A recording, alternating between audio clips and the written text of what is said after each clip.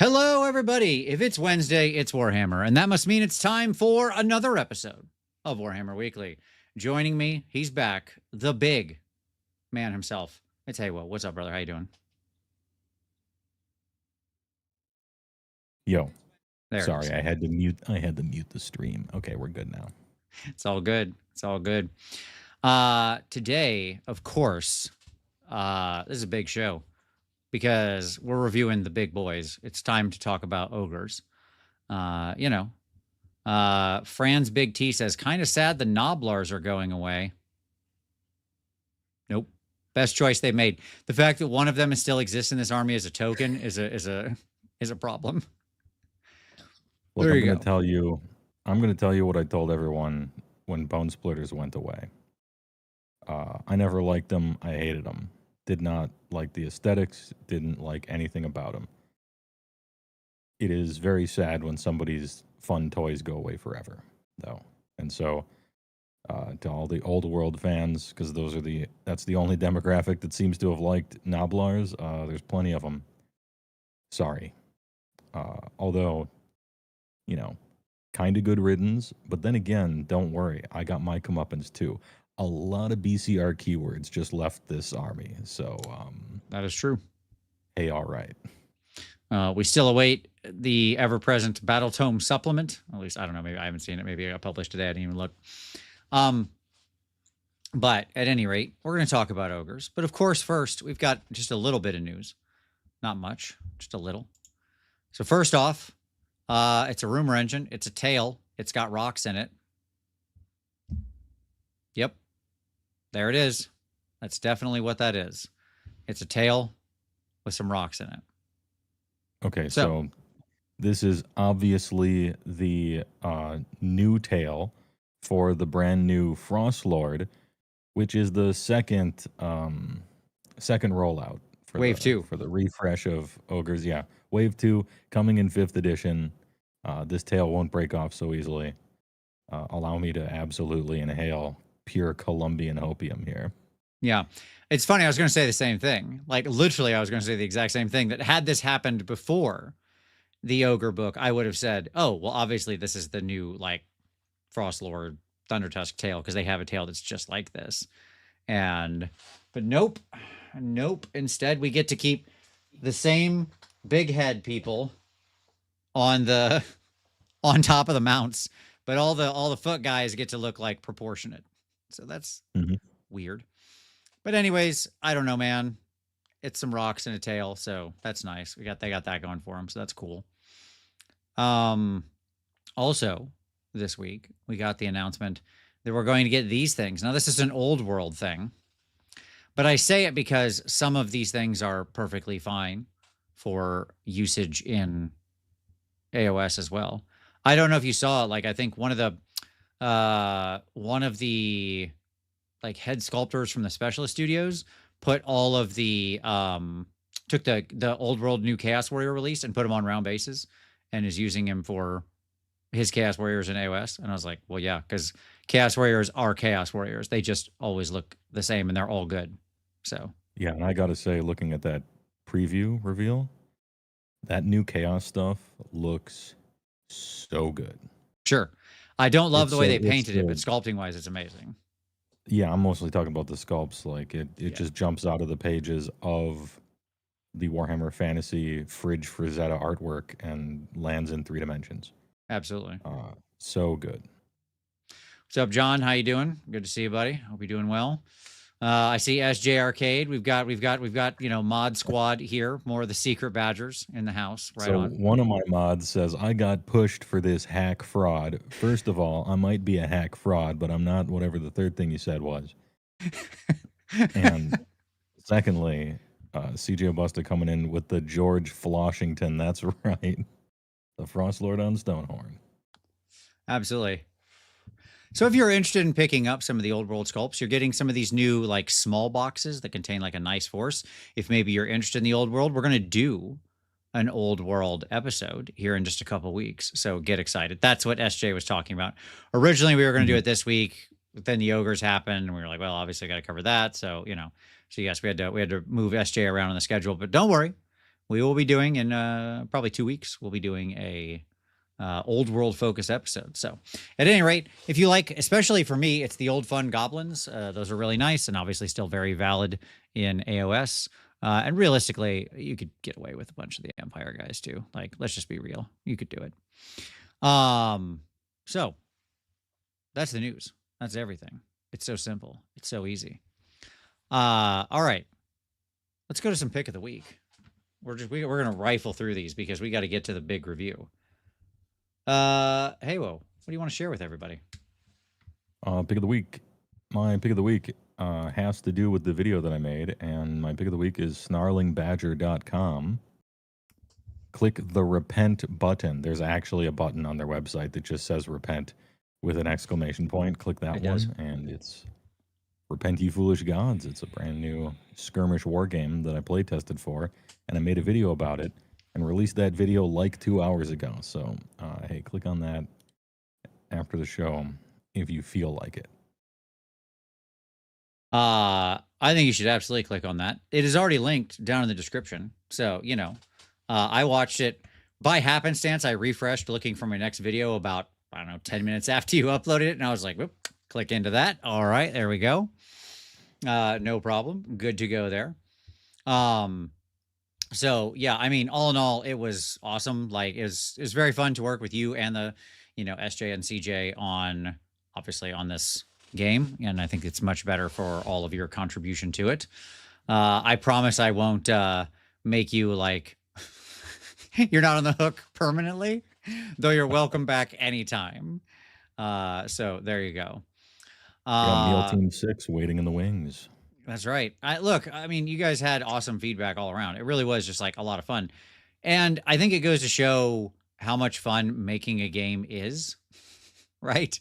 Like, especially if you're in the guts of it, where you can be like, hey, this doesn't do exactly what we want. What if we made it do this? Yeah, let's try it. It's great. So unique and weird. So there you go. Okay. For myself, my pick of the week, if you want more Ogre action, but maybe you like the lore side of the house, you absolute lunatic. Well then, our good buddy Doug over at 2+ Tough put out his Ogre Maw Tribes 4th edition lore spectacular 50 minutes, 50, of pure Ogre lore in your face. I'm sure Heyo has already watched it and has commented anything that that Doug got wrong. Has given him a detailed notes back as to where he is, but at any rate, check that out. I will link that down there as well. Well, as a known artistic license taker, I wouldn't be the one to throw the first stone. Absolutely. Okay. Little Stinker, by the way, says you have a very nice plant there. It's funny you mentioned that, Little Stinker. We talked a lot about the plant before we started in the sort of green room or whatever you call there. So there the green channel, yeah. Mm-hmm. Well, I did move, you know, I'm in a new place. I got a new Wizard Tower log cabin at the top of a different mountain. And so I got myself a little bookshelf there, and I'm like, oh, I got to get one of those super fake ferns. Got an office fern, nice and fake, just like Mom used to make, you know? Sure. Good stuff. Yeah, I mean, you don't want to get a real plant. Like that's... Oof. No, God, no. I don't want to take care of anything. Why would I purchase responsibility? No. Also, plants just like die, even if you try to take care of them. I don't understand plants.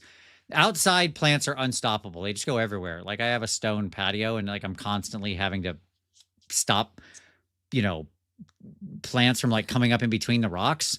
Inside, plants just dead. Immediately dead. So screw plants. Stay outside where you belong, plants.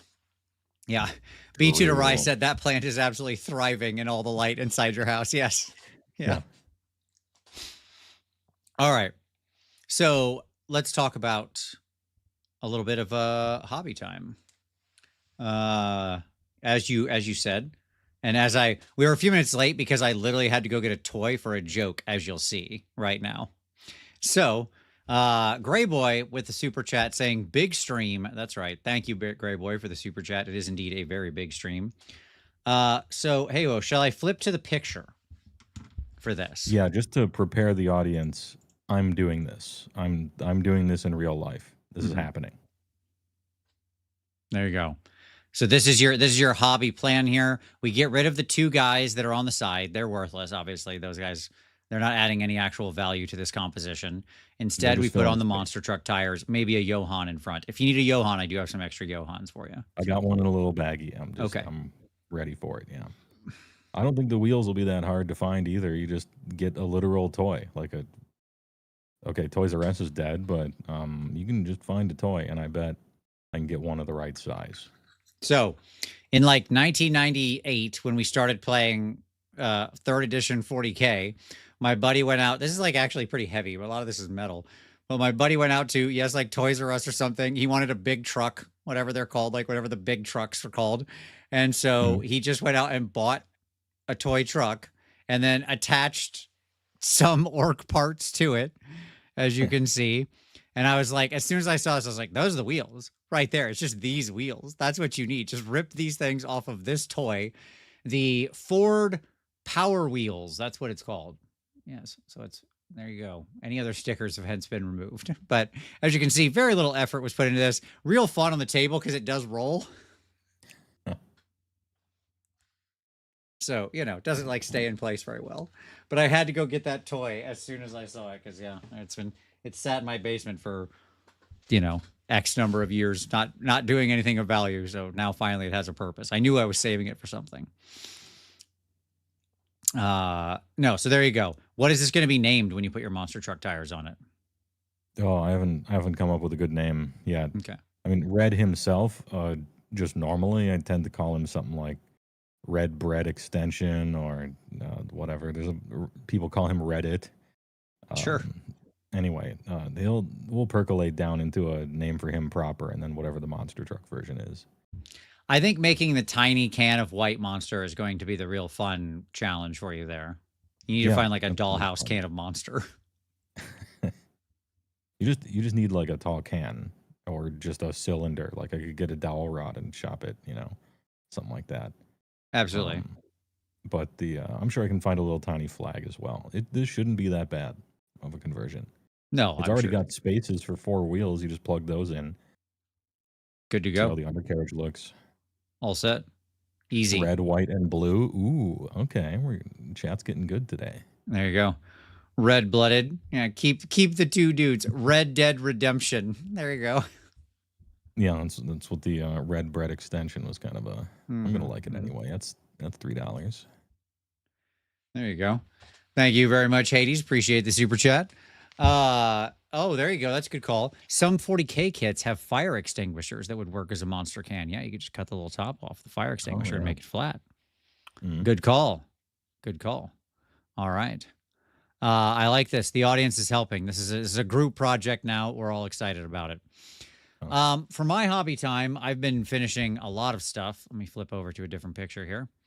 So I finished this girl up. You'll see some videos on her at some point in the future. This is from Nerixon Minis. So this was, I don't know, maybe like a 2-day project. It's pretty fast. Just stretching the muscles. Wanted to play with some snow. I wanted to play with some cold atmosphere, taking all the light out of stuff. So just went ahead and painted this up. Had a fun time, playing around with light, playing around with NMM, that kind of stuff. Some fun reflections, all these kinds of things. So it's just like some stuff I wanted to do, and I really like Nerixon's minis. I think he's a great sculptor. I also finished up my big bull guy. He was done. This is all stuff that's happened recently. So this is my like converted bull guy, so he can be either Urktar or assumingly a generic one if I ever wanted to do that. I mean, given the generic ones they're giving us, I doubt I'm ever going to do that. But hey, conceptually, it could be something that's not Urktar. So finished that big guy up. Finished up my anointed sentinels. There's them. They're ready to rock and roll. Get out there and be anointed and sentineling. And then the actual bull centaurs as well. So, just all sorts of stuff. My little demon smith. Did I mention I finished this army? That's what I did. So, Ashen Elder. Yeah, there you go. Okay, that's everything. Good God. So, yeah, there's a lot of hellsmiths of shit that I've finished over the past couple weeks and just didn't bother to actually share yet. So, there you go. And now, because their points have gone down so much, I actually don't have a full army anymore. So now I gotta like, oh yeah, the bases. I haven't finished all their bases yet. I'm gonna do all their bases at once I figure that out. So no big deal. But that's not all. I also just throw it on the ground. No problem. It doesn't matter. I threw it on the ground. I also finished up these two things. These dumb things. So they've been sitting on my desk forever. These are the Zinchi tower thingies for your. This is your faction terrain. So here you go. These are done now, and yeah, they will also be in a very fun video sometime in the far future about comparing how to paint trim. I'm trying to settle the age-old debate of is it faster to just like paint everything and then paint the trim, or paint the trim and then paint everything? You know what I'm saying? Right? Okay. Timing it, yeah. Yes. So we're timing it. We're seeing where we ended up. That'll be a video at some point in the far future once I get that all put together. Anywho, a lot of stuff. And then I got like, then I had to prepare everything for teaching at Gen Con next week. If you're going to be at Gen Con, I hope to see you there. Say hi. If you're going to be in one of my classes, well, that'll be a fun time. It's going to be great. All right. Vince is into Yankee candles. Very strange Yankee candles. Yeah, exactly. They do kind of look like that, right? Like, yeah, a little bit. Okay. I need that right now. I'm stuck in the chaos trim zone. Yeah, the trim zone is no good. Dahobble says, will that be a future army base painting in 24 hours video? Well, I mean, I'll do a bait whenever I do the bases for my Hellsmiths. Yes, I will do a video on it. I just want to actually like, now the army's small because it shrunk, and so now I need to paint more crap and add it to it. I'm not going to do the bases until I'm all done. It's so annoying. I had like a 2,000 point army, and now I have like a 1,700 point army. That's how much all that crap has went down. So, I threw it on the ground. That's right, John. Absolutely. So once I get that figured out, I'll go from there. Maybe I'll just do like a big Hellsmiths cog fort. Then boom, I'm all set. Push myself way up over 2,000. No issue. Good to go. All right. So with that, hey, whoa. Oh, are you ready? Shall we turn? Well, to the Ogre review, as I always must. Yes, let me actually timestamp here. We're gonna do the Woah intro. Okay, go for it. Yeah, this one's kind of short because we got a lot to get through. All right, so I wrote something today. I've been out of the game a while, waiting in hibernation for Fifth to sweep in and solve all our problems. It's no secret, and I'm not constantly going over new books because I don't want all my streams to just be Woah complains about AOS 25 times. Why is the guest so negative? So I pulled back into the shadows, complaining about something else for a change, EverQuest, Magic, whatever. Look, you can't escape your nature, but you can take the scenic route. On Fifth, normally I'm cautious, but this time I invite the audience to get their hopes up. Get your hopes way up. There is no up to way that your hopes could get. Dad's coming back. And he really was out getting cigarettes. There was this whole thing with a desert island, some really tall Iron Age guys, fake horse. But this show isn't about tall guys or fake horses. This show is about wide men and pedestrian rhinos. I had a stream a few weeks ago, two-parter, where I dragged like 20 people in the Discord, asked them the state of the game for the army they played. Give me the rundown. How's your army play? Are battle tactics fun? What's your army need? So on. See which way the wind was blowing, since I had briefly awoken and stumbled sleepy-eyed and unsteady out of my log cabin wizard tower because ogres were about to get their new battletome. The answers were unsurprising and mostly universal. Are battle tactics fun? No. What's your army need? Internal balance, more options. These comments echo through the eons, like that alien language where everything's a circle. But even I noticed an upward trend. Get those hopes up. With this book, the cycle hit a good stone.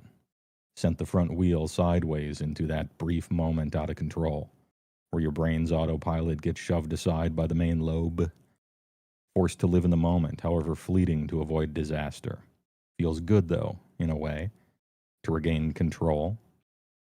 Want to go somewhere new, you gotta turn the wheel. Your hands, which had just gripped the bars with purpose, begin now to relax, before that feeling fades back into antiquity. Dolphins in the Ionian, iron giants, and hollow horses. Maybe that sums up the book for me. It's pretty good. But just like this essay, it is a little all over the place. Very nice. Very nice. Yes. So, look, I think that that's an excellent summary, because my overview is effectively something like this. Okay. I mean, first of all, we had to do the ogres. Ogres, man, they be fighting, you know? It is the ladies, they be shopping of stock jokes that they can't think their way out of. Like that's what they got. They got this gear. Look, ogres only know, look at their phone, eat hot chip, and hit on 4s. Right. Correct. Cooler Bee, thank you very much for the super chat. Much appreciated. So, okay. My other items here. I think the new Maw Seekers, effectively the expansion of the like butcher part of the ogres, do promise some interesting play and synergy with a larger force, whether we're talking about individual characters or some of the new units. And I'm pretty excited about them. And I also think they're like one of the coolest. They're just like absolutely, they rip. They look so good.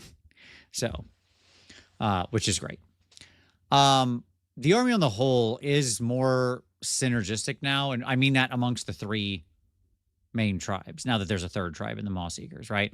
Before it was very much, in several of the earlier iterations, it was like, well, either you're Gutbusters or you're BCR, and or that's it. Like there's not really much of a point to putting the 2 together. This, they do allow for a lot more crossover, where something will just say, hey, this can buff any Ogre Maw Tribes unit. And they'll just like, let that happen sometimes. Not all the time, but sometimes. So that's nice. You always want to be charging and fighting. That's it. Like that is what is your game plan? Run at maximum speed towards the enemy and hope that once you get there, they are no longer alive. That's it. That's more or less the plan. We are very ABC still. Yeah. Yeah. I mean, there's some nuance here or there. Don't get me wrong. Okay. But like, there's 2 other things to do now. Yes. We'll get to that when we get to that. But for the most part, it is run across the board, fight, hopefully win, right? Hope you can get to them. You start the game basically without any battle traits, depending on your army construction, which is interesting. I hate this trend. They're not alone. There's a couple of armies like this now, where they're just like, hey, cool, because we love accounting, and that everybody has to have like some weird currency they play with now or whatever. What if you just like didn't have battle traits until you were playing the game, right? What would that be like? And I'm like, well, kind of bad, actually. I'd rather just have a set of rules that I could just apply and it be what I do and what makes me different. But sure, whatever. Okay, I guess.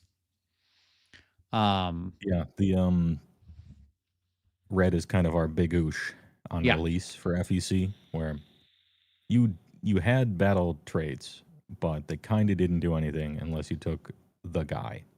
Mm-hmm. And FEC players weren't too nonplussed about this. I mean, some were, but if your centerpiece is like hella awesome, you're not too torn up about having to take the guy. But it is nicer to have battle traits in the first place, instead of 1,600 points of an army for your battle traits. Yeah, agreed. Gray Boy says they wrote a decent Timmy book. We won. And I do agree with that. This is a very Timmy book, to its credit. Like, that's why I'm legitimately interested in doing this army in a week in a future video, because, it's like, they got me. I have an Ogre army. Retire that one. Paint it again. Why not? Let's go. Okay. Hey, ogres always were very good, like test paint guys, because it's Sure. just big skin everywhere, Yeah, yeah. And they're still So beautifully simple. Like just yeah, joy to paint stuff. Okay. It is still an army that can generate incredible wound density. Like you can put a lot of meat on the board, which is good. oh yeah, And my last statement here is learn to love the following sequence of numbers. 4 plus, 3 plus, or sorry, that should be 2 plus. That that should should be be not 3 2, plus. but yeah, Yes, I'm sorry. Sorry. 4, 2, 2, 3. Learn to love this sequence of numbers because it is the new ogre damage profile. Everything in the book hits for this in some way, shape, or form. With like obviously some exceptions, but like namely most of Beastclaw Raiders. But outside of them, well, even in the Beastclaw, then it's all their mounts hit for no, this even instead. yeah, we got caught up in it too. The only exception that's like noteworthy, I think, besides some bad attack on some creature or something, is Morgha. She is 3s and 2s. She's a little Kragnos. Mm-hmm, mm-hmm. And obviously Gluttons don't have the big damage, but nonetheless. 4, 2, 2, 3. Everybody's favorite. Like they hit that profile and they were like, nope, stop, guys, we got it. Stamp it. Stop the This count. is it. Yeah. That easiest copy paste in the history of printing a book ever. Somebody was just like, grab this table, 4223, 4223, 4223, good to go.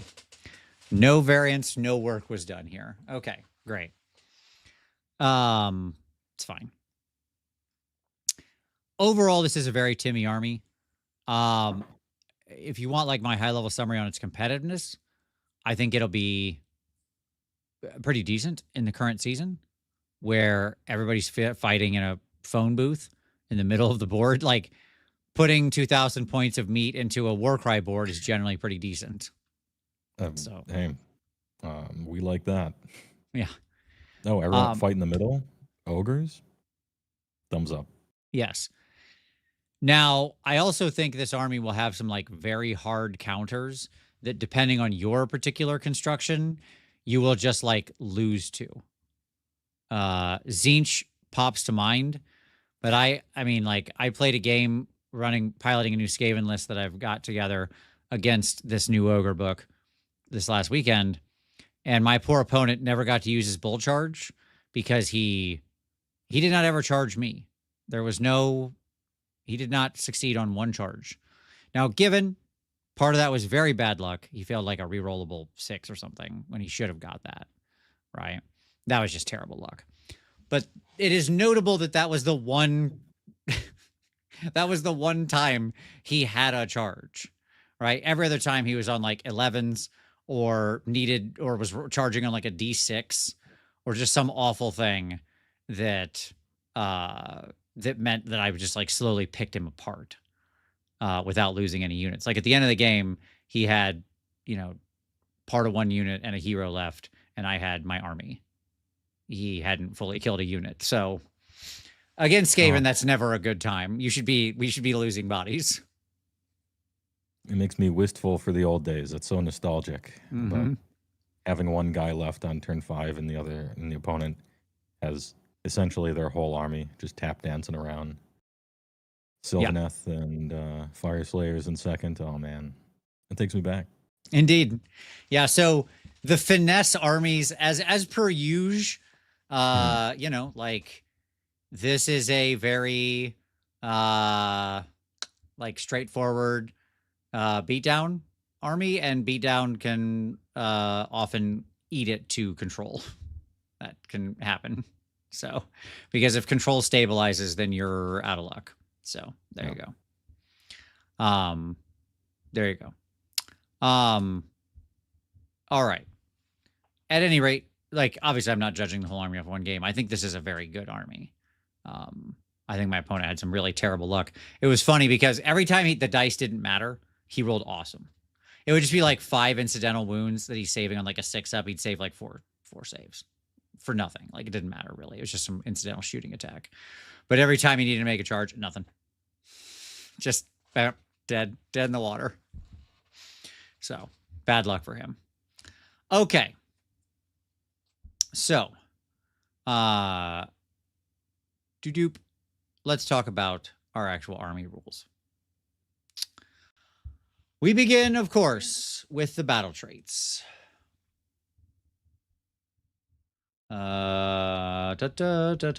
Traits. Okay, cool. We begin with the central focus of what you're going to be doing for the most of the time. If control gets its jam day tome out, you're hosed. Yeah, you got to watch out for that. Absolutely. Oh, absolutely. Okay. Damn, speaking my language. Mm-hmm. So we've got Eat 'em Alive. End of any turn. Declare. Pick a friendly ogre unit that used a fight ability that targeted a unit, excluding faction terrain, this turn to use this ability. Okay. So you can use this multiple times because it's not once per turn army or anything, which is cool. But you can only use it on your ogres that are obviously still alive and that fought something this round. Okay, great. Then you can pick an enemy unit in combat with it to be the target. The same enemy unit cannot be picked to be the target of this ability more than once per turn, which, you know, okay, fine. Sure. Surely there's more bites to take out of a unit that's still alive, but yes. fair enough. If you are picking the enemy unit, then you're inflicting D3 mortal damage on them.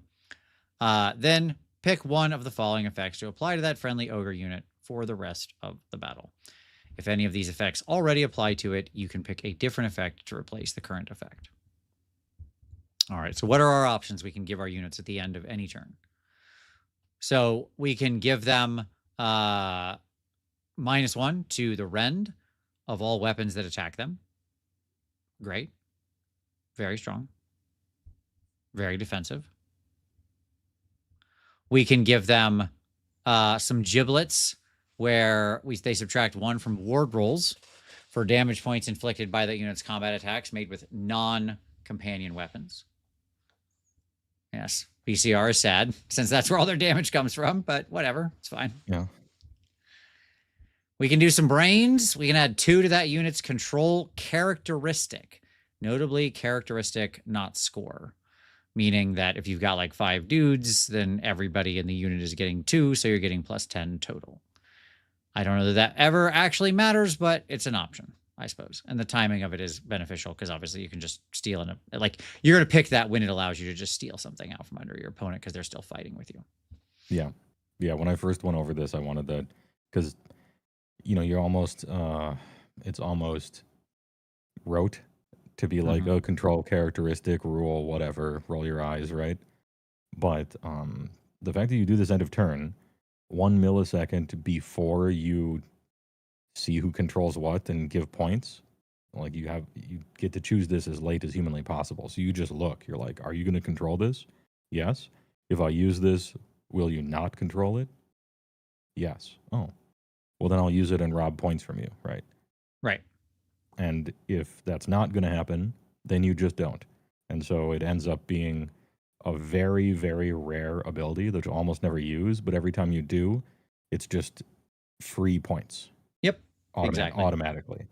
It's just wonderful to have it in the list because it ends up, exactly. It ends up being, you will never use it until you use it and it means something, right? Yeah. It can only be good, which is nice. Unless you're really bad at counting. Or if they have like their own end of turn trick and like you do it first and then they move more people on or something. Sure. Yeah. All right. Then we got Crunchy Bones. This unit's melee weapons have crit 2 hits. If that unit's melee weapons already have crit 2 hits, they have crit mortal instead. Now, the way I read this, because of the replacement effect, I can put 2 crit 2 hits on a unit, and then they go and fight. And then if I choose this one again, it replaces it, but they already have crit 2 hits, so now they get crit mortal. That's how I'm reading it. Okay? Yeah, maybe. You could really flip a coin as to what they exactly meant. I think maybe you can't choose it twice. And it's only meant for that one singular unit that already has crit 2 hits. But that would be weird to write. That would be weird to write that end part of the rule for just them instead of put it on their war scroll or something. Like if this unit has Crunchy Bones or whatever. But it doesn't matter anyway because somebody from my chat did the math, and they do more damage with crit 2 hits anyway. Yes, correct. Against This is what I was going to everything say. Against everything but a 2-up save. It's like, Correct. okay. If you're on 4-2-2-3, it's actually better to have crit 2 hits than it is to have crit mortal. Yeah. Unless they have like an extreme save or a really wild ward or something like that. And those guys kind of shred when we get to them. They're the Iron Guts now. Iron Guts are no longer the Iron Guts. Right. Sad to say. So, like, I have to, yes, because as you mentioned, spoiler, there's only basically one unit that can have crit 2 hits. So I would assume that this is meant to replace itself and go from crit 2 hits to crit mortal. I'm sure they're going to have to errata this, but that's what it seems like it says to me because I'm choosing it. It replaces the old one. They do, in fact, already have crit 2 hits because it applies for the rest of the battle. So, okay. There you go. Anyways, yes, as you said, it's probably somewhat irrelevant as, crit 2 hits is actually mathematically better in like 99% of cases. Slick Innards. This unit can use charge abilities even if it used a run ability in the same turn. Obviously very good. And then Mystery Meat, subtract 1 from the power level of enemy units while they're in combat with that unit to a minimum of 0. Cool. Yeah, that what one is wizard is in combat with you that you didn't kill? Yeah, like that's another steaming brains where, except I think it'll be even yet rarer, where you'll use it 1 out of every 40 games and then you can tell a story about it. Right. I'm not getting too beat up about complaining about 1 out of 6 of these choices because here's a list of choices where not even several, the majority of them are all really good. Yep. Like, I'm not looking to gift horse in the mouth here. They're almost all really good. Whatever. If Mystery Meat's bad, who cares? You want run and charge probably first, and then you have a bunch of different options for how to do more damage as silver bullets against whatever your opponent happens to be doing. You know, maybe the ward rolls thing, maybe crit 2 hits, whatever. And -1 incoming rend. Some of your guys are on 3-up, 5-ups. Yep. Here and there. Or 4-up, 5-ups. Or 3-up, 18 wounds, 6-up maybe. Stuff like that. Putting -1 incoming rend on them, kind of nice. It's incredibly impactful. Yes. -1 rend is like such a powerful buff.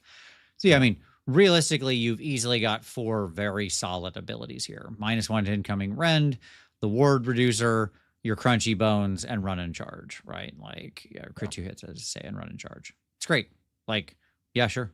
You're probably, and again, it's nice that you actually can switch around, like, as long as you keep fighting. So, like, if you're on the enemy turn and it's going to roll to your turn next, and you fought and cleaned out the unit, in the enemy turn, as can often happen, right? Especially with ogres. Okay, cool. End of turn. I'm going to be moving on my turn. How about we go get some run and charge and go get into it, right? If I'm happen to be out of place or far away or whatever. Yeah. So. Or you just finish something off. You're on the objective now, and there's 3 little units around you. All right, we're switching to anti-rend. Thanks. Check, please. Yep. Exactly. So overall, very cool ability. Again, it's funny that you don't get to, like, the only problem with it is, again, if people keep you off of fighting, then barring red, you don't have this battle trait, right? Yeah. And like there is a decent contingent of the current Warhammer landscape that either wants to like basically make it so you never fight, or if they fight you, they're eliminating that unit completely and then leaving. Like this is not an uncommon strat. Yeah, normally level up mechanics in Age of Sigmar are bad. I'm thinking about Prince Longdong from the Crimson Keep, and some other stuff. Just because this isn't the case in hindsight after the game ends or anything, but typically getting into your first combat and winning it is like of utmost importance. And that's the one time you can never have that. Now, Red does unlock that for you, but he is 400 points. Also, yes. Which is a giant chunkier army. But then when we get to his War Scroll, you're going to pay a lot, but you're going to get a lot. except for the model, which is more of a fixer-upper, but whatever. Yeah, that's fine. The central guy's good. All right. Yeah. Then we got the bull charge. Once per turn, army, any charge phase. You always know an army is all about charging when one of your battle traits is literally about charging. Okay. Mm-hmm. Now, it is notable this one is once per turn army, right? I know. Play the song. Here we go. Yeah. Pick a friendly ogre Maw Tribes unit, could be anything, that charged this turn and has not used a rampage ability this turn to use this ability. So also sad that it like doesn't work with your whatever. You can use a rampage after it, but you just can't use the rampage first. Yeah, I was gonna say it's not a rampage. Right. It just so you can stack them, although some of the rampages do specifically call out bull charge. Right. But some of them don't. So. Yep. So then pick an enemy unit in combat with it to be the target. I'm going to say right away, I actually hate this ability. Okay. Yeah. Because like, I'm with you. This is a classic example of them having an idea in their head that's just too complicated to actually like work when you put it into rules language. It's a very simple thing to explain, but it just like, this is so overwritten when it could just be simpler in any of 10 different ways, right? But they were like, oh, they're so big and they're so meaty, they're so heavy. And when they hit, they like push back the enemy dude, and then like they still keep going. But then like, of course, because they push you back, they do some damage, and then they get like kind of a double pile in. And it's like super cool, man, because, you know, they've actually like scooted the unit, and, you know, that's like tactical. And I just want to be like, yeah, bro, that's not how this game really works. Okay. We don't have the rules language to have that kind of like precision mechanic you're talking about where you're scooting around the enemy's models. So it ends up being a weird browbeat adjacent effect where you're kind of not getting the most out of that first part, which means you just overwrote a ton of additional words just to get this option that will never go in your favor in there. So yeah, I'm no fan of browbeats in this game typically either. But and also we already have that. It's called power through. Like that exists already. Yeah. Just in a different phase, so now we're gonna do it twice. The like push them off the objective thing will basically never happen. And if it does, I don't know. The thing about browbeat, the reason why me and Vince complain about browbeat effects is because when it's within a rule, not like choosing stuff or presenting your opponent with an option on the table via your gameplay, when it's written into some rule, is your opponent gets a choice then. And so what do opponents do when they're given choices with perfect information? They choose whichever one is worse for you and better for them. Right. And in the matrix of 4 options, it could be the case that they're so screwed that no matter what they choose, you win, or they can't make a choice because you box the unit in with some triangular positioning with 900 points worth of ogre models or whatever. But when that's the case, it's win more at that point. Right. And so this is like the inherent issue with browbeat. Now, how do you solve the browbeat on bull charge? Well, you just roll really high, and then they don't have a good choice to make. Right. Like you roll a 10-inch charge and kind of wrap around them a little bit. Oh, now they can't move away. They just take the damage. And so that's the solution to bull charge browbeat is just roll 6s. And there then you go. You don't have to worry about it. And every once in a while, your opponent will choose to take no damage with no downside against your main battle trait, and you will feel sad. Yep. Gray Boy says, I literally did not know what this thing did until it was explained like a human to me. Exactly. Like it's just overwritten. I don't blame you at all, Gray Boy. Like I had to read this a couple times to really get it. Yeah. Oh my God. When we get to the maw pit, the currently non-functional piece of terrain, because it's clearly got a misprint in it. What's a browbeat? Browbeat is a classic red magic card that basically says your opponent has 2 choices. And the problem with them is, although they're both good, like for you individually, your opponent will just choose whichever one is less good for you at that moment and not care that much because they're going to pick the thing that doesn't actually matter. So it's just shorthand for like you offer your opponent a choice wherein it's never going to work out favorably to you. At any rate. Let's talk about what this rule actually does. Your opponent must move the target up to 3 inches. Yes, 0 counts as up to 3. So they do not have to move at all. Okay? It can move through the combat ranges of your units and can end that move in combat. Okay, great. So they can move up to 3 inches after you hit them. So you've moved in, you've charged, you've ended that charge. And then you say bull charge, and then they can move somewhere between 0 and 3 inches. Okay.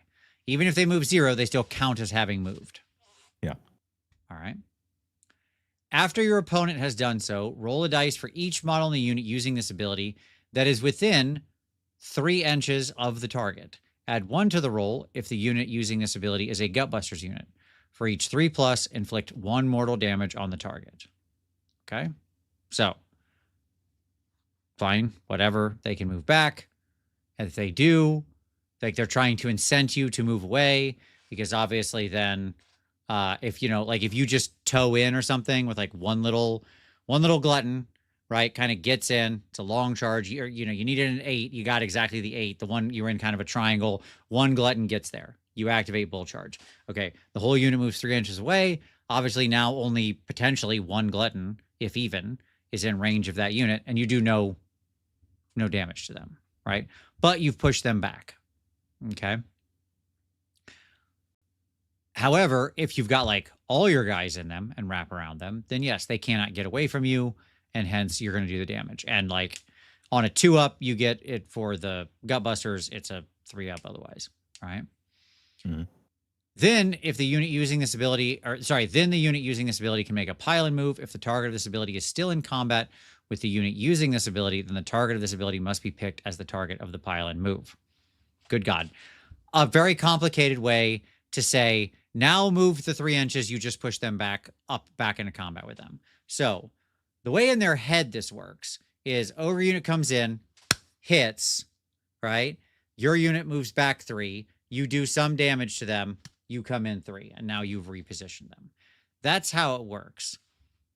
And the problem is, this is just way overtly complex. For like, I get it. You know what would have been fine? Bull charge. Once per turn. No, in fact, screw that. Bull charge. Any charge phase. Okay? You completed a charge with declare you completed a charge with an Ogre unit. Effect, right? Roll a die for every model in that unit within 3 inches of the enemy. Do a mortal wound. There you go. Yeah. If it's a monster, instead, roll 5 dice. There you go. See? Easy. Okay, neat. And now they do a bunch of mortal wounds on the charge and don't get charged by them. Like, great. Okay, fine, whatever. Or keep it once per turn army, but then up the damage. Like, we didn't need this pushy nonsense. It just complicates things and slows the game down. Sneaky Git, I just want to express some gratitude for your hobby cheating videos. You're the best, Vince. That you explain everything brilliantly, and I learned so much from you. Thanks. Oh, well, thank you, Sneaky Git. That's wonderful to hear. I appreciate that very much, and I appreciate the super chat. I'm glad they're helpful. Okay. So, anyways, that's what that does. As I said, unfortunately, my Saturday game, when I got to play against them, my opponent activated this a sum total of 0 times. So, well, hey, but had they charged you, what would you have done? Chosen whatever was worse for them. Yeah, whatever was worse for them. Yeah, in the situation. Yeah, exactly. I guess it depends. Nice. It was funny because the 6-inch charge that he was trying to make, he was like real strung out, like crazy strung out. So if he had just tagged the charge, I could have done the just walk away and it wouldn't have mattered any. Hey, nice battle trade. Okay, next up. Now we have our Beast Claw specific one, which is Jaws the Beast and closing of the jaws. I'm not going to read all this freaking text.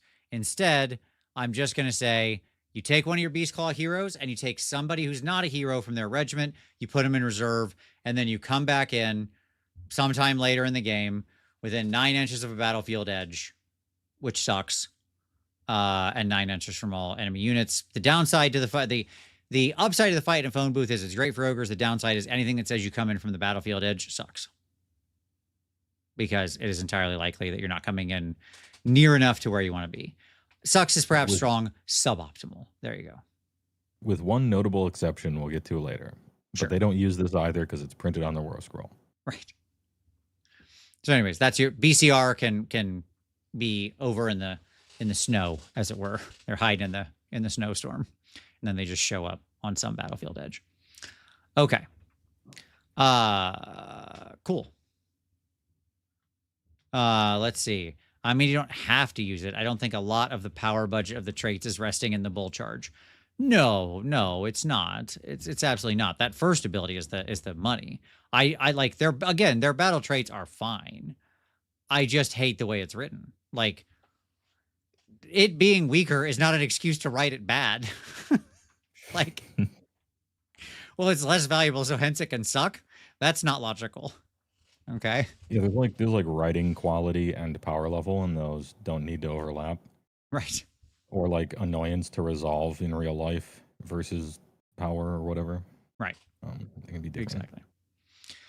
All right, let's talk battle formations. We got, of course, 4 of them. We got 2 of them. What's it? Yeah, sure. I mean, there's 4 on the page. They're pretty good though. They're pretty good though. Has the psychographic profile changed for ogres? Ymir Hades asks. No. Nope. Still firmly in Timmy. They maybe the best Timmy army they've written so far, which is great. Yeah, I think so. Suffering. Well, okay, Timmy has some inherent downsides, and so does Ogre, but that's like because of how good of a Timmy job they did in making it, really. That's right. All right, so first we've got the Hunger-Filled Tribe. Once per turn, army, end of any turn, declare for each enemy unit that was destroyed this turn, pick a friendly Ogre Maw Tribes unit that is not in combat and has not used power through the target. Each target can move up to 3 inches. It can move through the combat ranges of enemy units and can end that move in combat. So you get a nice little consolidation. If you kill people, you get to like keep rolling forward, which is it's not bad. It's not bad at all. Yeah, this one is good, I think. Yeah.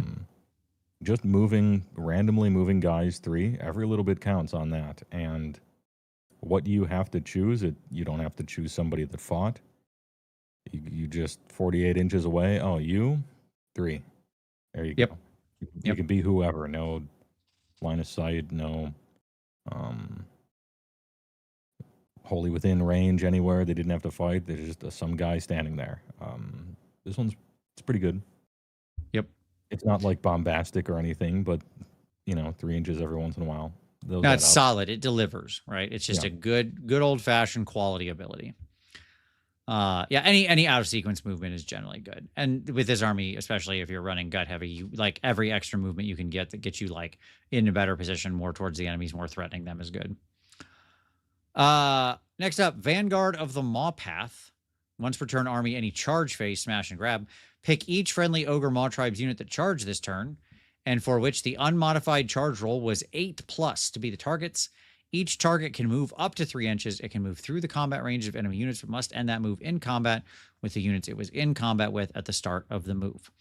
So obviously with this one, everybody who's an 8+ can now theoretically get a 9 inches of pile in. If you also used bull charge on them, right? So, okay. Sure. Yeah. This one, it got me in the first half. I'm not going to lie. I thought I was about to read another Night Haunt. Remember the old Night Haunt? Sure. If you roll high, you win the game thing. But then it's like if you roll like a 10, then actually that 10 was a 13. Yes. Wow. And if you don't roll well, it doesn't do anything. Yes. I generally hate all of these abilities that's like if you charge on an 8+, you get to do special thing, because it never works when you want it to. It's just like always the worst. Yeah. And this is a pretty minimal payoff for a pretty decent charge. It's also the type of payoff that satisfying the requirement to get it did already, which is roll high. Right. So when you charge high, you move even farther. Like, okay, but I don't know that was super useful. Hey, all right. Yes. Next. Prowling Predators. This one we can also basically skip, but I'll read it anyways. Yep. Subtract 1 from hit rolls for attacks to target friendly Ogre Maw Tribes units while they are wholly within 9 inches of a battlefield edge and have not charged this turn. Skip. No. We don't do that. Yeah. So yeah, I think what they're thinking is, well, you're going to take an ambush ewer, right? And then that ambusher who's there, if they fail their 9-inch charge, now they're -1 to get hit when the enemy runs totally out of position to kill your guy on the side of the table. But I think that's like too niche, and you're not trying to make charges from ambush anyway. You're shooting, so. And if anybody like tags your shooters in combat, they'll kill them even if they're ogres. Yeah, and I mean, no, all the way down. The probably correct path in that case is to just leave. You just like leave that unit alone and walk away and go kill something else that's actually in the area of the board where all the points are. Not over in no man's land, wherever that unit is now sitting, where there are basically 0 objectives ever. So cool. And then you have the one that's probably going to be the most popular to take, which is Maw Cult Fanatics. Once per turn army, end of any turn, pick each friendly Ogre Maw Tribes unit that has been picked to be a target of the Eat 'em Alive ability. So everybody who fights and you assign a special thing to, you also get to just heal D3 them, which is great. Very good. Yeah. This is an A+. This is an S- if they don't fix the typo. What is the typo? What did I miss? Pick each friendly Ogre Maw Tribes unit that has been picked to be the target of the Eat 'em Alive ability this battle. Oh yeah, no, I don't think that's an accident. So I think that's if you killed something with 2 units turn 1, and it's turn 4, and you haven't killed anything since, you just heal for the rest of the battle. You're just still healing, yeah. Mm-hmm. Now you can only have like 4 HP on most of these guys, right? But your monsters and stuff will continue healing sort of forever. It's extremely valuable for Beast Claw, yeah. For your normal ogres, it's often like, okay, you remove the extra floating wound. That's usually you just top them off. Yeah. But, you know, some Rhino with a 3-up save, healing 2 every turn, that's pretty good. Yep. So, you know, we got 2 out of 4. So we're batting a strong 500. Yeah, look, you'd be a Hall of Famer for sure if you're in baseball, okay? But, you know, here we are. Oh, yeah, and this is the comparison actually fits because 500 is amazing in baseball, like almost impossible. Yes. And so, too, are 2 out of 4 choices being good in a battletome. So it's just as impressive. All right. Next up, we got our heroic traits, of course. All right. So, first one, passive, leave not a morsel. While they are within 6 inches of and visible to this unit, enemy units cannot be healed or have slain models returned to them. Okay. There's a lot of stuff that heals in the game. Yeah. I like that it's 6 inches. It's not just in combat, but it is very silver bullety. Again, there are some armies this is like absolutely fantastic to fight against, but there's also a good half of the potential forces out there where it's basically irrelevant. So, I guess your choice. Here we go. Next up, dreaded far and wide. Ignore negative modifiers. 2. This unit's control score. Hit rolls and wound units for this unit's non-companion attacks. Charge rolls for this unit. The number of dice rolled when making charge rolls for this unit. I actually think this is very good because I think this is one of the things that kills this army. Now, I don't know how often people are going to actually put these on your hero that's carrying this, which is the only downside. They're more often going to try to put it on like your 6-pack of cleavers or your 10-pack of gluttons or whatever, right? That's who's probably absorbing most of these penalties if they're coming off a spell or something like that. But yeah, that's who's getting targeted, and that's who you would want to put this on if that was even possible. Right.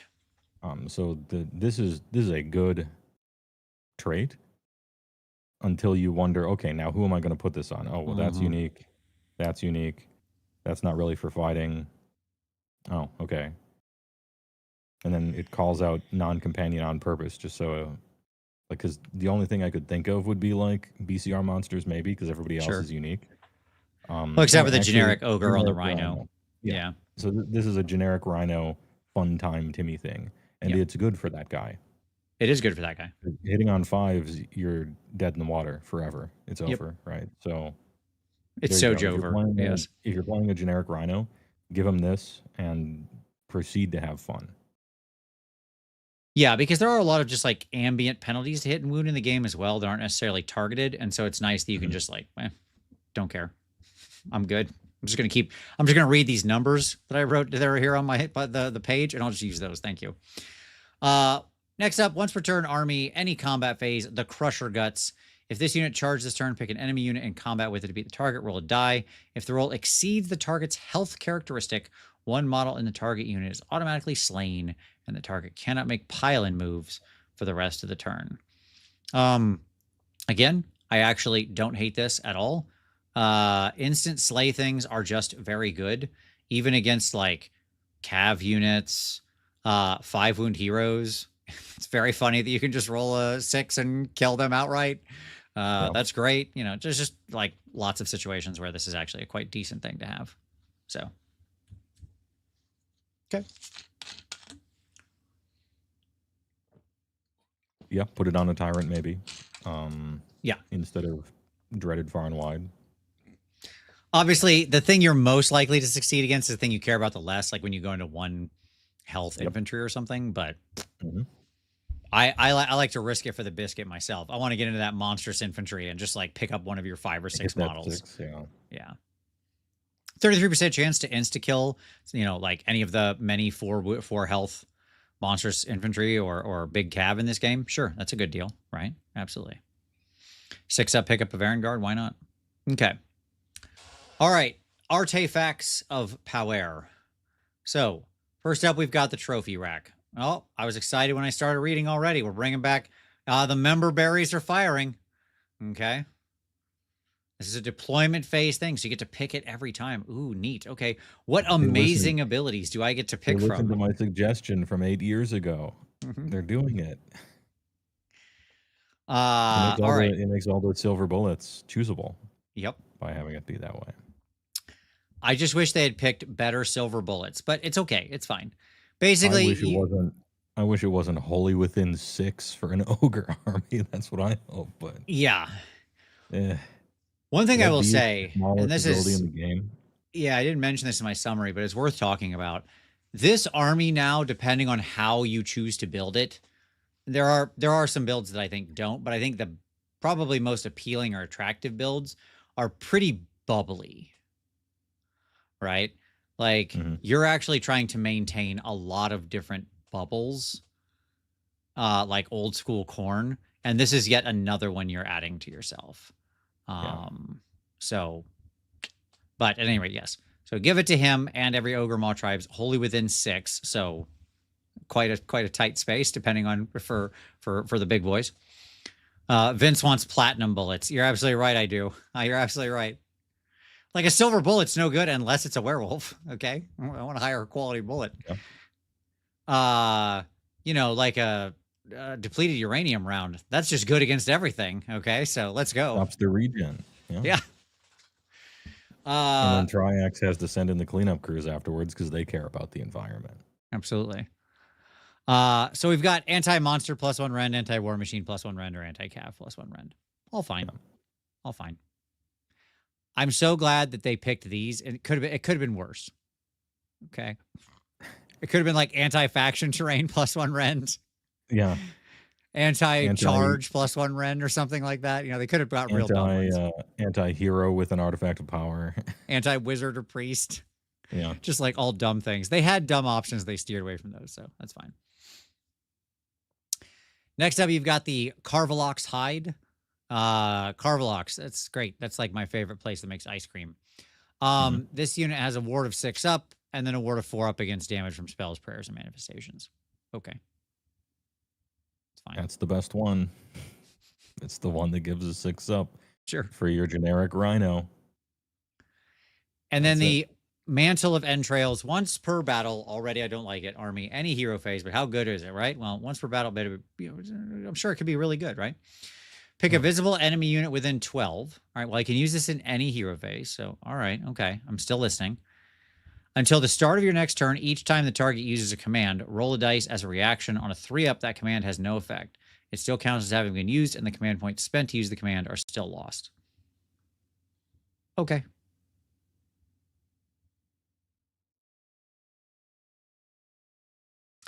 You're not like punishing them with a lot of negatives, so I don't know that it's like the biggest deal, but sure, it's something. You can imagine a situation where it's really bad for them. Sure. But I'll take the 6 up. Yeah.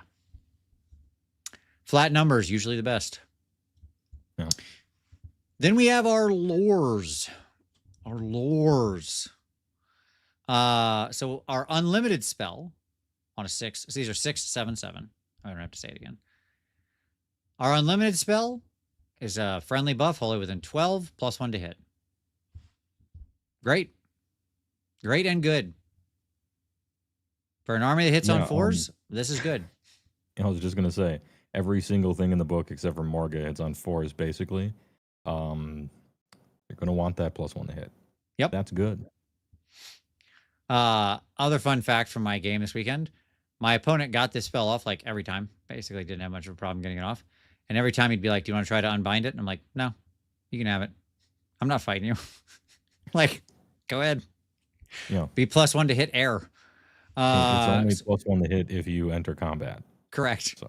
Yeah. Sort of a kind of a weird Newtonian physics thing there, right? You know, if you have +1 to hit in a forest and no one's around, are you actually killing anybody? Probably not. All right. So then we've got Shin Cruncher. And you picking a visible enemy unit within 12 until the start of your next turn. Each time the target ends a move or a setup on the battlefield, inflict D3 mortal damage on the target after the ability has been resolved. I wish this was 18. I'd like it a lot more if this was 18. But it is funny, of course, that like what they did was they took the range it should be, and then they reduced it after doing that, and then they put that onto a special squad of guys you can buy for red. Right. Right. Also, designers note, this works with that other thing we wrote. Yes. It's a combo. Check it out. And it is a combo. It is a combo. Even if the bull charge wasn't even a thing, like there's a lot of moves in the game. There is. Those D3s are going to add up. This is like potentially good. It is absolutely a potentially good spell. Yeah. It's again, but the short range is honestly a killer. It makes it tough because and I don't really want to buy that other unit. So right, a lot of people are just not going to stand within 12 of your ogres if they can avoid it. Right. Yeah. All right, or certainly not within your heroes, which honestly are probably behind the ogres, which means they're like 7 inches away from your heroes, or sorry, from your line. At any rate, Taluflage. This one targets friendly ogres within 12 till the start of your next turn. The target is not visible to enemy units more than 12 inches away. That's actually a pretty good buff. Yeah. That's nice. Yeah, it's a silver bullet, but it's like it's an alloy. It's 2 things. Sure. Like anti-range and some other... A lot of spells. Sometimes other stuff, yeah. Yeah. That's not bad. If your unlimited spell is good, then your spell lore is good. That's like the rule. Yep. And your unlimited spell, it does what your army wants it to do, which is fix that hit. Yep. And the other stuff is like cool. All right. Yeah, Taluflage is a nice ability that comes in, especially if you're up against like shooting or spellcasting heavy armies that, like I said, are going to try to debuff you in some way. Yeah. Cool. That's really nice to just be able to like make one unit immune to that, especially the one you're probably going to use red to give run and charge to or something like that, so they can bust out and go, break face. Right. Mm-hmm. So, yeah. If I'm within 12 of an ogre when they can cast, I'm probably already dead. Yes, exactly. That's, yeah. Mm-hmm. Yes. Then we have our prayer lore. So I need to point something out before you get into this. This prayer lore is so much improved from the index.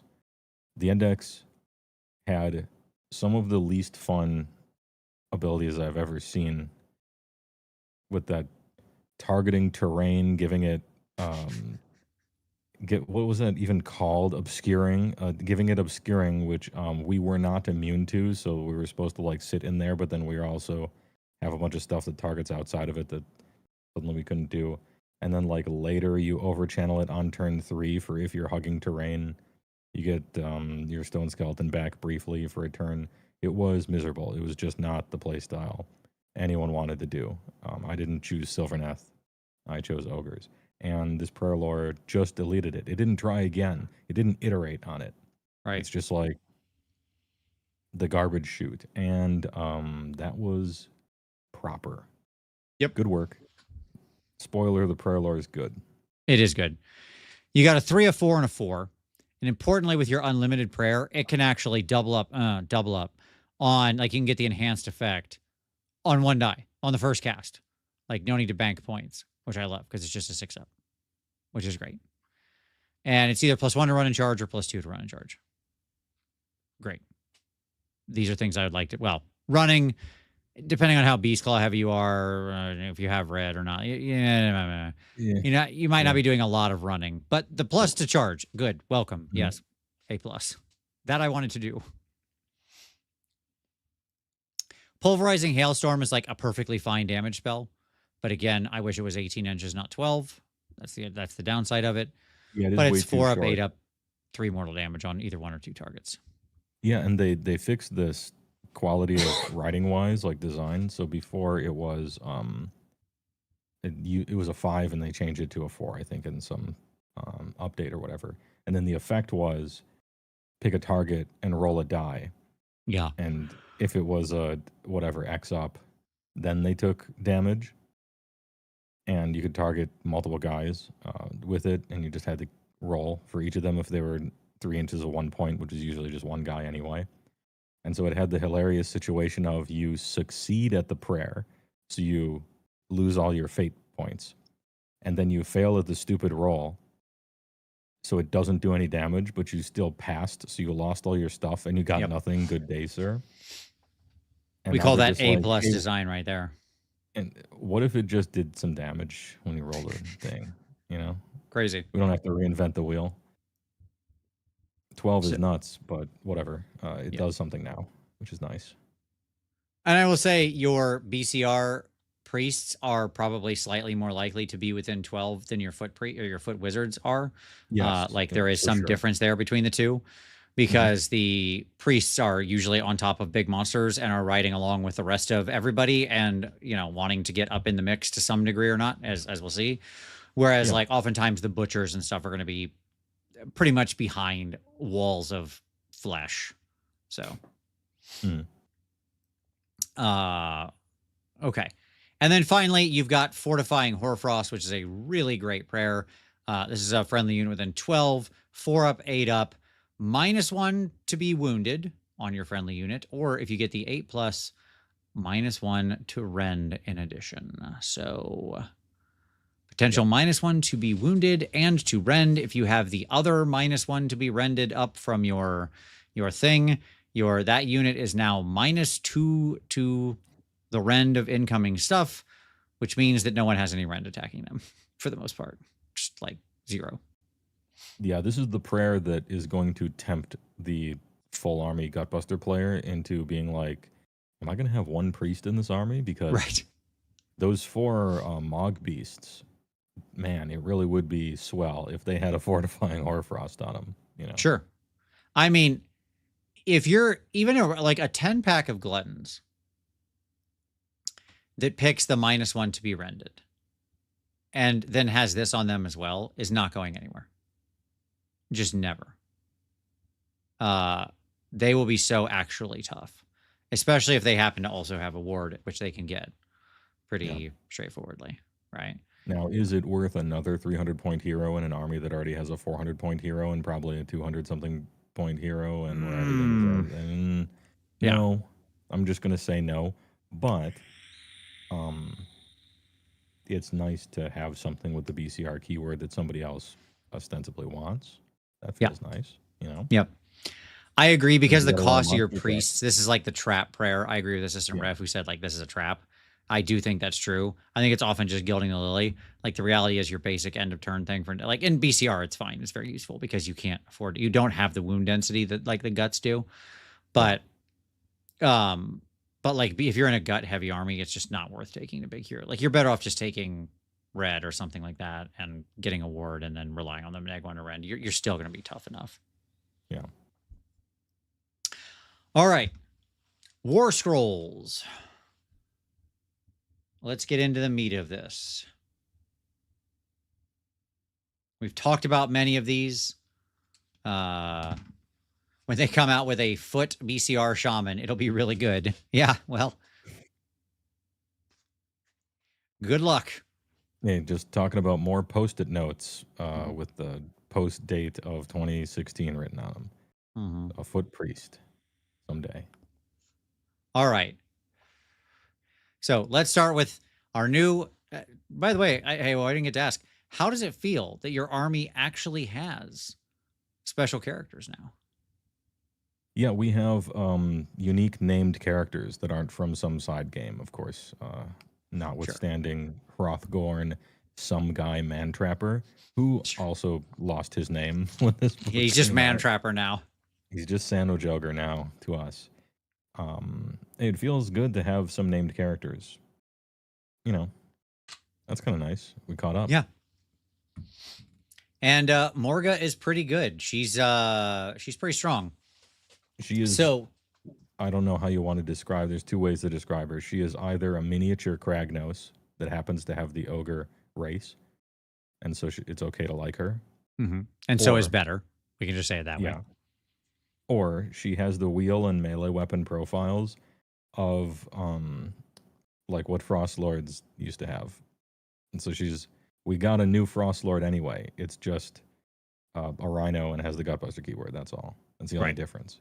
In your head, you could just imagine it's a kind of gorilla wildebeest kind of thing. Sure. And then it'll work out. It'll be fun. This thing is fun. J.E. Granberg with a super chat saying, what stats and abilities would you give Larry the Ogre? Well, that's the beautiful part about Larry. Larry's just a glutton. He's just a normal glutton. But he's okay with it. He is a normal glutton who has survived and eaten so many things.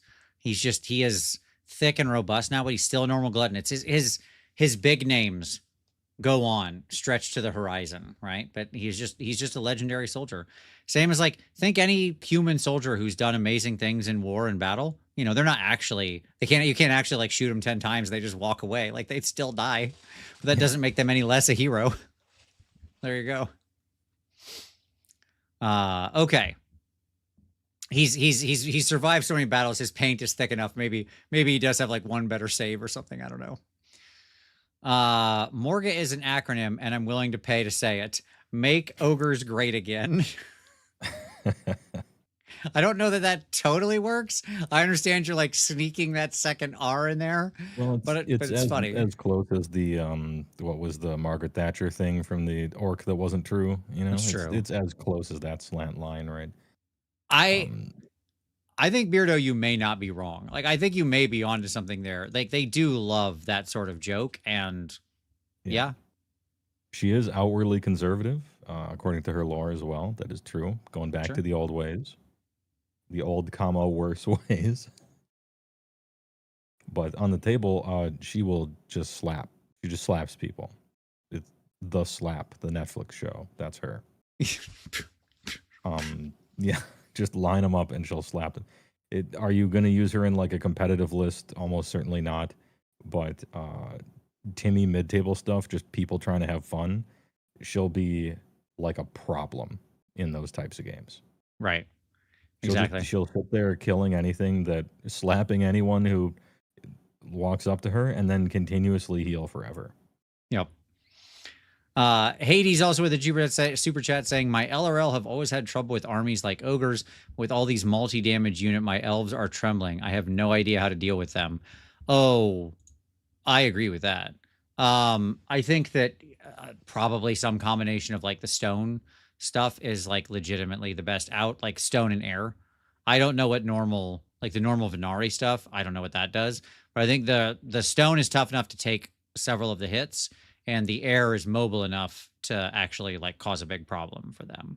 I think some combination in there is probably what of the kangaroos and the rock people is probably the right answer. It's actually so weird that ogres have historically kind of dumpstered LRL, regardless of how good it was. It's weird that something that dumb. It's like Tremors, where they're acting dumb, but it seems like they're acting smart, but they're just hitting the radio tower because of the heat signature. It's bizarre. Yeah, that is the case. But sometimes if red wasn't so necessary, you think you'd see her in more serious armies. Yeah. when we get to red, I do think we have a challenge that like I think red will show up in. Certainly, he'll cross the 70% threshold on lists. I mean, the only people not using him will be doing so because they just really don't like his model. Sure. More than like playing reason. I think you might end up seeing more of the generic Rhino in any case, even if red wasn't that good. Because Morga, unfortunately, hasn't made the greatest choices of artifacts. She took the Slaya model one instead of the 6-up ward one.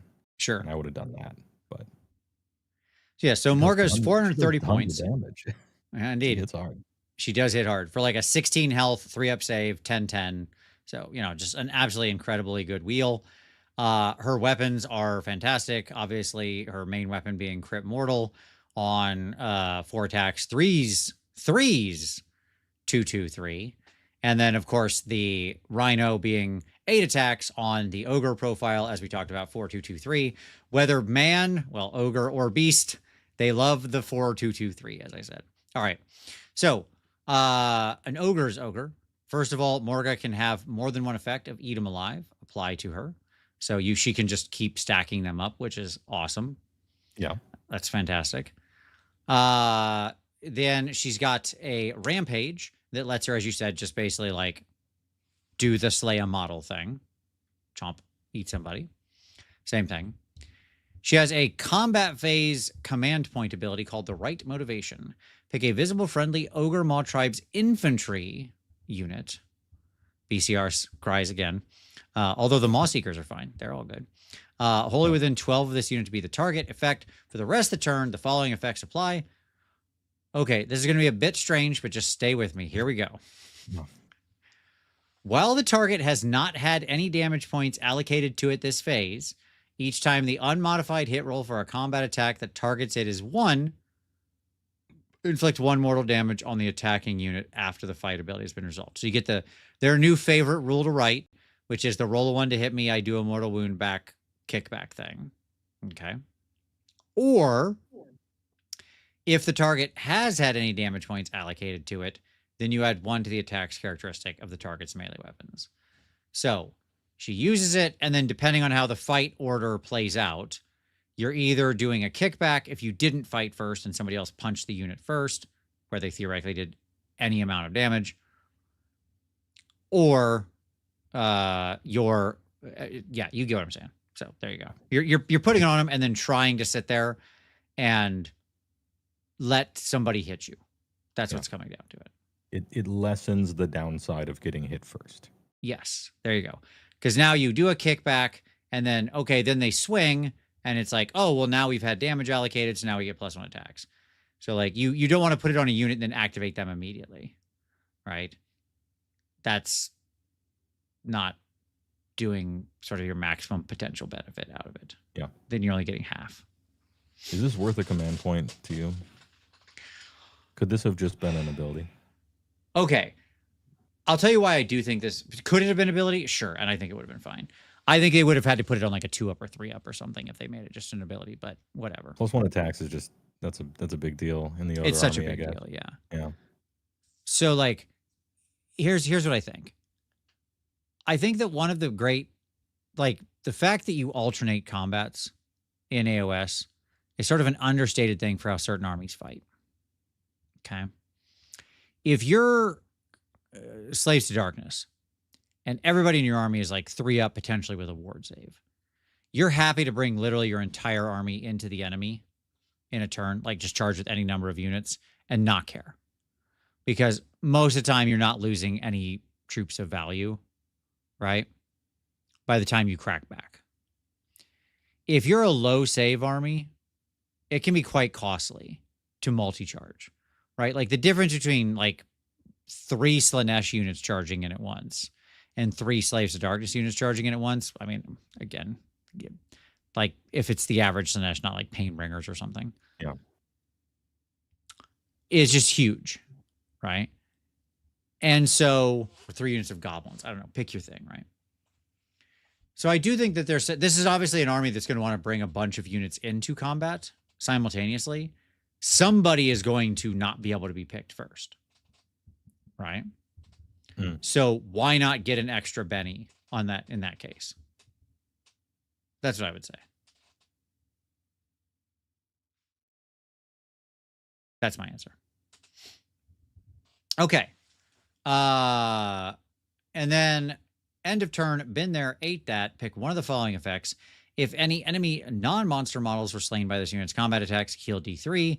If any damage points were allocated to an enemy monster unit by this unit's combat attacks this turn, and that enemy monster has been destroyed, heal D3 plus 3. Cool. Okay. Yeah. She's good. Should be a lot of fun.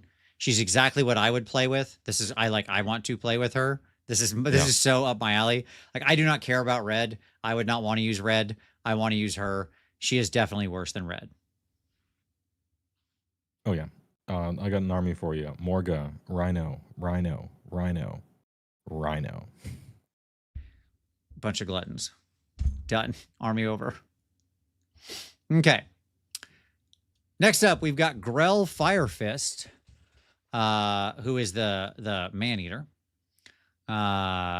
So there you go. This veteran mercenary has traveled all over the mortal realms, selling her skill with her beloved cannon Blast Belch to the highest bidder. I'm reading that only because it seems to imply that she is a man-eater. And yet, we got rid of man-eaters. Yeah. One of the coolest ideas in the book, and they were like, nah. Let's do a hero for that unit, but then not do the unit, which is weird. Yeah. It's weird. Okay. So she's got her big cleaver, which is a slightly worse ogre profile. It's crit mortal, but she doesn't get the 3 damage. And then she has her cannon, which is D3 plus 2 shots with, again, 4s and then 2s from there. Okay. 12-inch range. Yeah. And then any shooting phase ability that's enemy unit within 6, which is very close for anything. And you're not really, you're not shooting in combat with Blast Belch. If you were, maybe I could see that. I didn't mean to take over the War Scroll here. No, you're good. I want you to take over stuff, by all means. Oh, okay. I mean, yes, she can basically, if she's within 6 and targets a single enemy, it goes up to D6 plus 2, which is like better by 1 on average. Yeah. Yeah. And then Thunderous Diversion, which if you extirpated just this box and threw it into a vacuum, it would read really strong. Yep. Which is pick a friendly Ogre Maltribes unit that is in combat with an enemy unit that had any damage inflicted by the random thing. That has to be really close. The target can immediately use a retreat ability as if it were your movement phase and can still use charge later in the turn. No mortal damage is inflicted on the target. It's a free retreat. It is your shooting phase only. Right. So, but then, I don't know. You've always wanted retreat and charge in an Ogre army forever. And the monkey paw curls. No, it's the Twilight Zone when the guy breaks his glasses. Yeah. And he's like, no, I had time to read now. No, it's that. We got retreat and charge, and we don't really want it or need it anymore in this way. And we don't want to, I don't think, take this lady to try to activate it. This could be a butcher that's just casting a spell.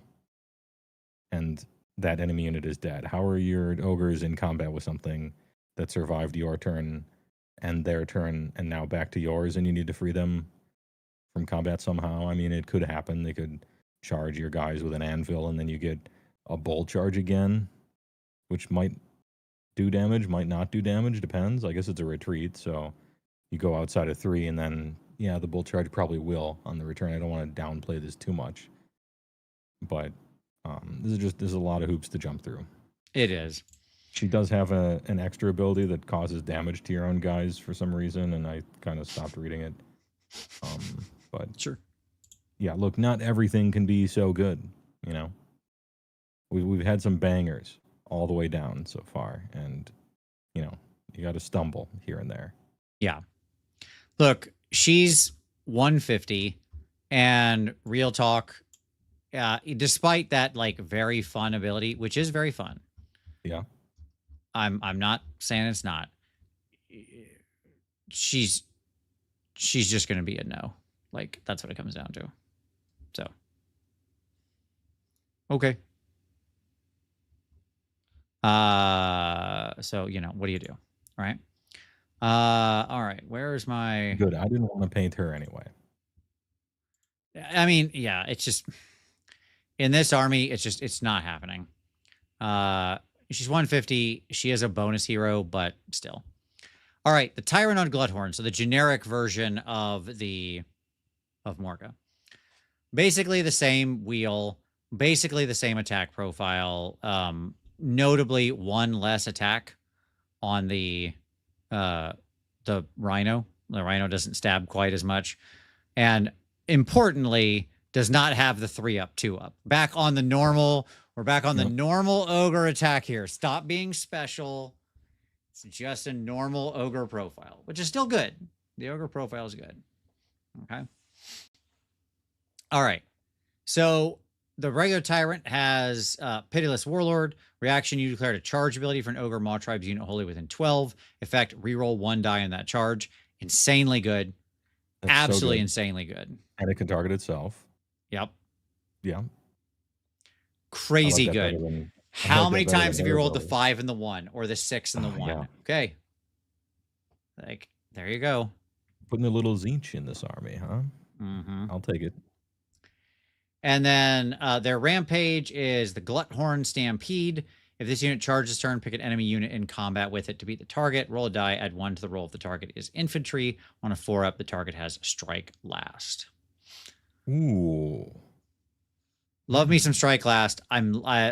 Rampages where you have to be charging to use them, I'm less excited about, but it's still very, very good because any access to strike last is good. It's also once per turn army, so no fun allowed. You can't play 3 rhinos that all randomly cause strike last. This isn't Slaanesh, right? From that one time, from those 2 weeks. Yeah, I was going to say, hold on a minute. Not current. You mean 2019 Slaanesh, yes. Yeah.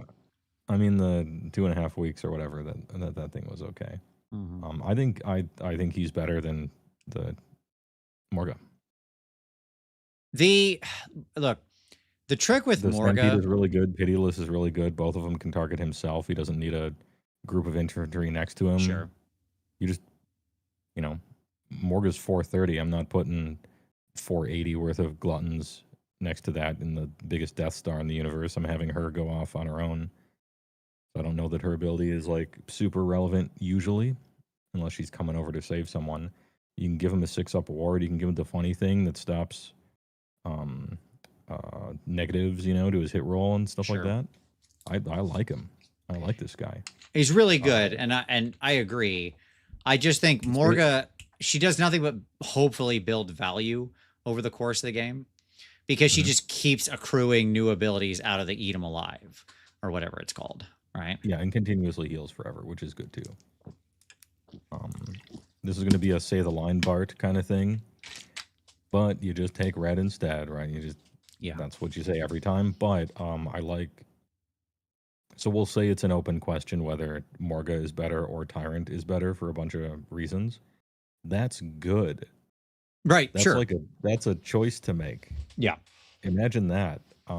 It is a refreshing change of pace to look at an Ogre army and not just bust out your Windows 11 calculator and be like, gluttons are better. Sure.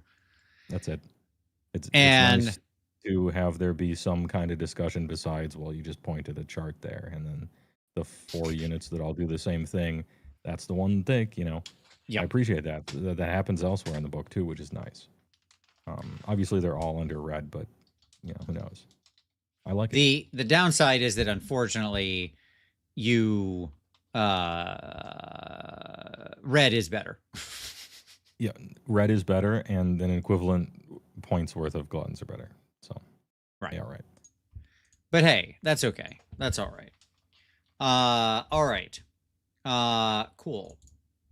So next up we've got moving on. 400 points means I can take 5 tyrants and stop thinking. True. That's true. Army done. He's starting to believe. All right. So next up we have the Tyrant on foot. Awesome new model. He's got his meat cleavers. It's on the ogre damage profile with 4 attacks. He's an 8 health, 4 up save guy. Okay. Good enough. The Tyrant has a deployment phase thing where you give him his big name. Okay. He could either make infantry that have a health characteristic of 1 or 2 be unable to contest while they're within combat with him. Nope. He can make enemy cav not be able to use retreat abilities while they're in combat with him. Or he can make enemy monsters not use rampage abilities. We have a winner. Sure. I mean, it's nice that it's deployment phase. So, you know, if they don't have any monsters, don't pick that and so on. I won't complain about it. You get to choose your silver bullets once you have looked at your opponent's army so that you might actually ever pick those silver bullets. I like that. Right. I'll make fun of them maybe a little bit if they're really bad, but I won't make fun of them too hard because the system is good. That's right. Okay. So regular Tyrant on foot. Oh, he also has a pull into combat, right? Yeah, the fighty pull him in the fighty thing. Yeah. Yep. He's got his chain activation thing for regular ogre maw tribes, and he gives him +1 to hit, which is good. Mm-hmm. Another source of +1 to hit. Good. Yeah. This isn't one of those, well, we already have that sort of things. Can't get enough of it. Popcorn. Right. Spread it out. Okay. So then, all right. So next up, we've got the Maul Beast Cavalry. The happiest little boys. Look at that face. Look at that face. He's so happy. I have looked at my Discord's meme of him with the Chad face with the eyebrow up and the super long chin so much that I looked at this one and I saw like the phantom of it over it before my brain caught up to the optical illusion. Sure. This guy loves refrigerators. You're going to pay a lot, but you're going to get a lot. Sure. So yeah, I mean, in the like health to point ratio, this is on the low side for these guys, right? He's coming in units of 2. You're getting 14 health for 280. Okay.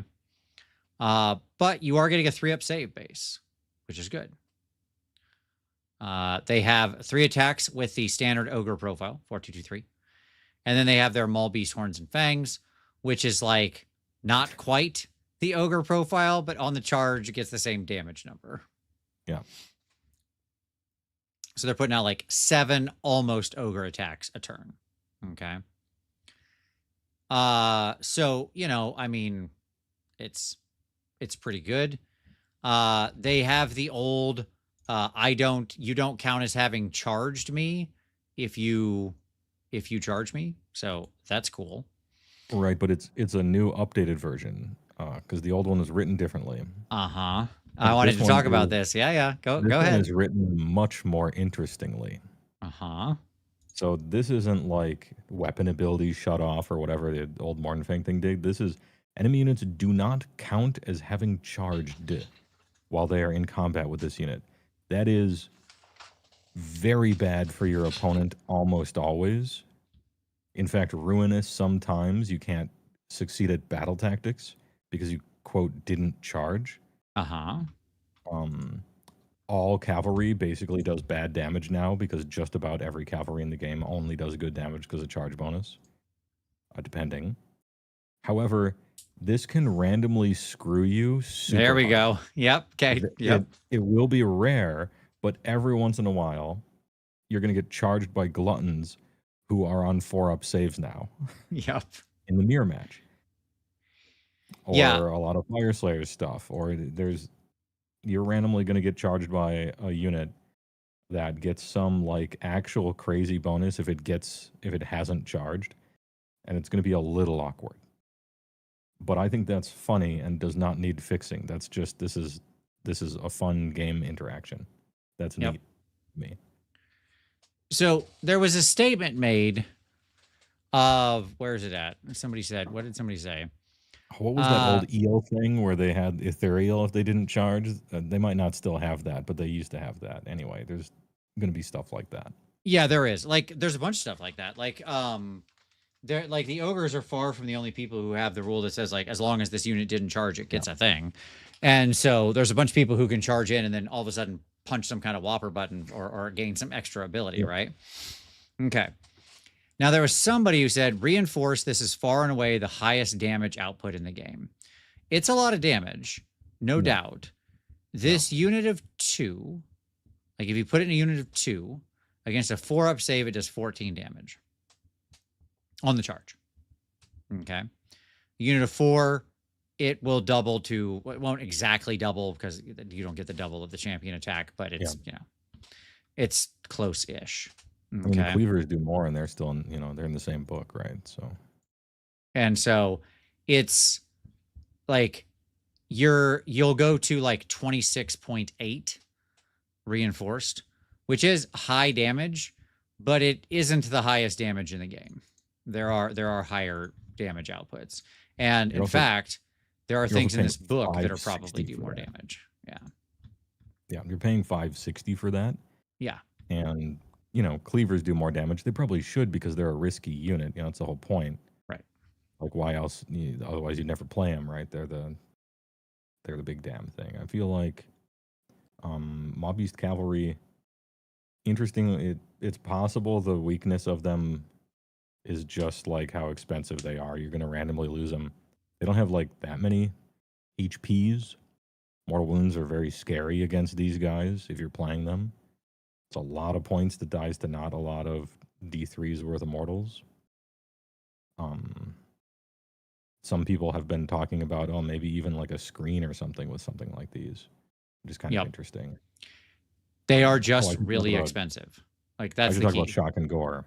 Oh, sure. If the unit charged this turn, pick an enemy unit in combat with it, be the target once per turn army. Again, no fun allowed. Can't use 2 units of it. Not that you could maybe afford to.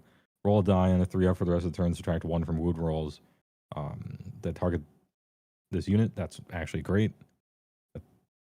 Big defense. You know, we love that. So yeah, this is just this is like Homer Simpson in hell. So, Mr. Simpson, you like donuts, do you? Well, have all the donuts you want. Like the Ogre players over the years have been saying, give us just great Warscrolls and make the Warscrolls more expensive. None of this race to the bottom kind of thing. But like, oh yeah? Oh really? Okay. Well, here's 4 guys for $560, and their Warscrolls are stellar. Right. Are you going to pay for it? And then an Ogre's like, well, I got to take Ren too, though, and suddenly he starts getting cold feet. I don't know. We'll see. We'll see if people play with these or not. I'm not sure. That's a lot of points. So the way to keep this even as we talk about damage, because I want to talk about it on several different guys, is there's 2 things to keep in mind here, okay? Which is first, these guys are charge dependent to get that damage, okay? And they're basically getting 14 damage, right, on the charge for 280 points. If they're off the charge, they go to 11.5. But let's keep it, we'll keep everything in the rosiest position here, okay? So let's say it's 14 damage. If that's the case, then you are paying 20 points per damage. You with me? Okay. Let's just hold that number in our head as we get to later units. Yeah, the dollops. So, but right now with the Maul Beast, now they're tougher than almost anything else we're going to talk about, which has its own value between the wound penalty and the 3-up base save. They are certainly tougher, but you are absolutely paying a premium per point of damage here. Okay. All right. Next up, the thing that's probably going to throw off a lot of the math in the whole freaking book. Speaking of premium, we got, I was going to say lean beef, but that is not true. We got the gluttons. Hey, remember when gluttons were the meat and potato of the army? They still are. Yep. Bust out your Windows 11 calculators. They're just better than Iron Guts. Although their jobs are different now, at last, okay? The Iron Guts are here for the anvil that you don't really want around a hero. And the gluttons are here for everything. Yeah. They look weaker, but really only against the 2-up save or something like that. They're just big men. Big meaty men slapping meat. 4 health, 6 move, 5-up save. 2 control. Every once in a blue moon, 4, but don't worry about it. 4 attacks, 4s and 2s, 1, 2. They have a Wall of Meat ability, which is very well taken. This is nice. Passive +1 save for this unit if it is not charged or if it has charged a Mog Beast. Nice. That's actually it's so good. A very nice ability for exactly what Gluttons are trying to do here. Yep. Because it applies to shooting as well. So somebody shoots them, or they're moving up to charge and they catch an Unleash Hell. We'll be taking the +1 to save against that. They basically have all-out defense on all of the time, except when they don't need it, which is when they're going to go into something and you choose them first, and then there's only red mist left after they've swung. Okay. Yeah. They only don't have all-out defense when they are just about to kill you. Correct. When you're already That's dead. Awesome. Now do note that they did just lose a ton of damage in various ancillary ways compared to the index. We don't have +1 attacks with Blood Feast anymore. We don't have 6 models in the unit went down to 5, so we lost 4 attacks straight up there. And the points are pretty similar. So the efficiency went down a bit there. But they're great, and you play them. And you should be happy because they look great now.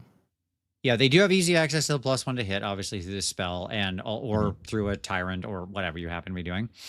They can also they absorb the buffs from fighting really, really well. Like these guys getting crit 2 hits is wild. Okay. They also absorb the -1 rend really, really well, and will just become because this can be a 40 health unit. It's not a 48 health unit anymore, but even 40 health is absolutely crazy in current AOS. Like units just aren't that much health in a unit anymore, right? And they're dead on. They have like the cheap ratio of 10 per health you're paying. You're getting 20 health for 200 points. So standard 10 health per. Every other like liberator in the world is crying at this ratio for these guys. Okay. Now, these guys are actually some of the highest damage in the book. All right. So a unit of, and again, I baseline everything against a 4-up save. We can talk other saves. And obviously it is relevant. Their damage drops off a lot if they are fighting higher saves. That is relevant. Yeah.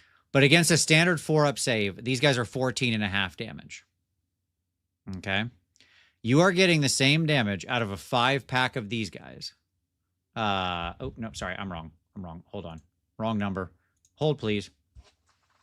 I had the extra buff factored into them. No, we got the Plibby hat peak. That's true, CJ. There you go. Sorry about that, everybody. I was factoring and I was looking at a couple different permutations and I realized I left them set on their permutation where you gave them the +1 attack from Morga. With Morga, they go to 14.5 damage. Without Morga, this unit is 11.6 damage. Okay, so we'll just round up to 12. We'll call it 12. So it's 12 damage for 200 points. So 200 over 12. I don't think I need to explain the math to everybody that 200 over 12 is better than 280 over 14. Okay.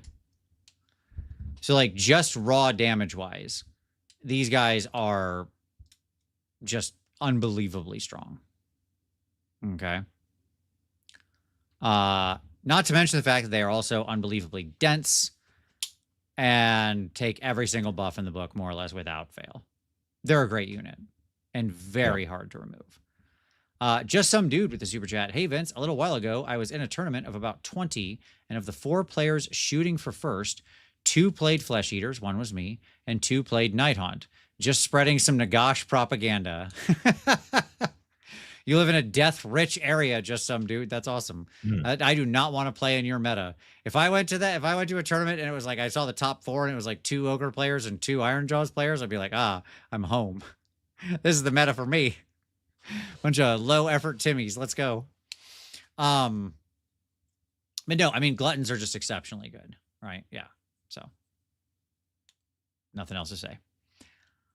As you mentioned out, Iron Guts do somewhat lose in this particular math. They are 200 for 3, which is, not as good. That's a much different health ratio. They do have a 1 better save, irrelevantly almost. Yeah. But And if you buy now, in the next 2 hours, we will give you a 5-up ward. All you have to do is buy the hero you were going to have next to the unit anyway. right, exactly. And that's pretty nice. Their damage is, kind of similar to Gluttons. It's the same cost, so hey, all right. They lost their double pile-in, which no one expected them to keep. So there is that. And this unit can use the Bolt Charge ability even if another friendly unit has used it this turn. Nice. So this is where we get to their damage. And this is where we can talk about the standard ogre damage, because 3, 4, 2, 2, 3 will repeat sometimes. Yeah. This ogre profile, this 3 attacks on the ogre profile, its yield with 3 models against a 4-up save is 10.5 damage. So less than the gluttons by about 1.5. Okay. I'm rounding up slightly to get them to 10.5. So you're getting a little less damage, but again, the points ratio here, you're back to, with Iron Guts, you're basically back to that 20 points per point of damage, right? If it's 200 over 10. So they end up about the same as the Maul Beast Cavalry, but obviously they have a completely different purpose. The like bull charge thing is whatever. The point of them is to have the 5-up ward. Yeah. And to give it to the hero. That's why they exist. That's why you're taking them. I mean, you're probably not taking them, but no. Well, you are. You're just pointing at them and saying these are gluttons. And your opponent's like, oh, true. And there you go. Because they look way better. But yeah, there it is. Yep. Formerly, the Iron Guts were known as the things that did like the most damage ever, which was pretty close to being true, because they were in squads of 4. You could reinforce to 8, and you could give them +1 attack and +1 to hit and double pile in and right. And they could put out some absurd numbers. The absurd numbers that you're looking for, i.e., the new Iron Guts, so to speak, are on. Oh, I was about to say on the next page, and then I scroll down, and it's not. It's actually like a million pages away. Yeah, they're coming. They're coming. Segue destroyed. Stay tuned. In 28 minutes from now, we'll get to the dollops. That's right. We'll get there. All right. So now you got the Iron Blaster and the Scrap Launcher. You want to talk about both of these? Hey, well, you want to talk about the Iron Blaster and the Scrap Launcher? Sirs not appearing in armies going forward, probably, but that's fine. Yeah, these probably won't be in things going forward. You can always mega hopium that the Iron Blaster will be part of the second wave that is definitely on the way. But Noblars seem to be not in the future. I'm going to talk about the Scrap Launcher first because I really don't like it because it seems kind of good and I don't like that. Yeah. Even it's so funny because I actually do think it's pretty good, and I still don't think it'll show up in armies, but I do think it's actually pretty good. I think subtly people just kind of won't play it, even though I think it actually is kind of good. Because if anyone used to have an Iron Blaster kit, they made an Iron Blaster out of it. I still have an old metal Scrap Launcher, like when it was a dedicated kit. So the funny thing about these two is they're both war machines with a 9-inch move, which is not normal. They got 18-inch range on both of them. So technically their threat range is kind of like how AOS used to be, where everything had like 30-inch range randomly. They still got that. Crit 2 hits, a bunch of shots with 12, 4s and 2s, 1/1. All you really have to do is 1 damage. However, it's nice to do more for the following reason. Once per turn army, so no taking 2 of them. Any shooting phase, not just yours. Pick an enemy unit that had any damage points allocated in this phase by the shooting attacks. Till the start of your next turn, we're getting some X's in here, okay? We're learning mathematics. Subtract X inches from the target's move characteristic to a minimum of 1, where X is the number of damage points allocated to target this phase by this unit's shooting attacks. That, if you just pull that paragraph out, that is extremely strong. Yep. And extremely toxic. But that's beside the point. That's very good. then roll a die, and you don't actually have to. You don't have to roll this die here, because what I just read is amazing already, and could be the end of the ability, and it would be fine. However, on a 3-up, till the start of your next turn, they can't run or retreat, and cannot use or be picked to be the target of abilities that would allow them to be set up on the battlefield. Oh, okay. So, like, all of that is good, and the range is good, and you don't have to get terribly lucky to do a damage or two. No, your average damage against your average movement penalty against a 4-up save is about 3. Which is pretty significant, right? Yeah. Dwarfs be moving 1. Right. So. They should have let it go to move 0, you cowards. Okay. I agree. Yeah. Well, no, yeah, I agree. We can change a lot with the game. Anyway, this thing is, like, kind of good, actually. And I'm annoyed because there's Noblars on it. But, hey, all right. You may just see it in spiky lists that are trying to do spiky stuff. 160 is not that bad. Yeah, I actually think, like, I don't think this will show up in many lists, and I think that's actually a mistake, because I think it's a little expensive, but I think it's really, really good at actually countering the major weakness of this army, which is a bunch of things that want to move away. People running away from you, yeah. And or reset up, right? Yeah. This actually shuts it off.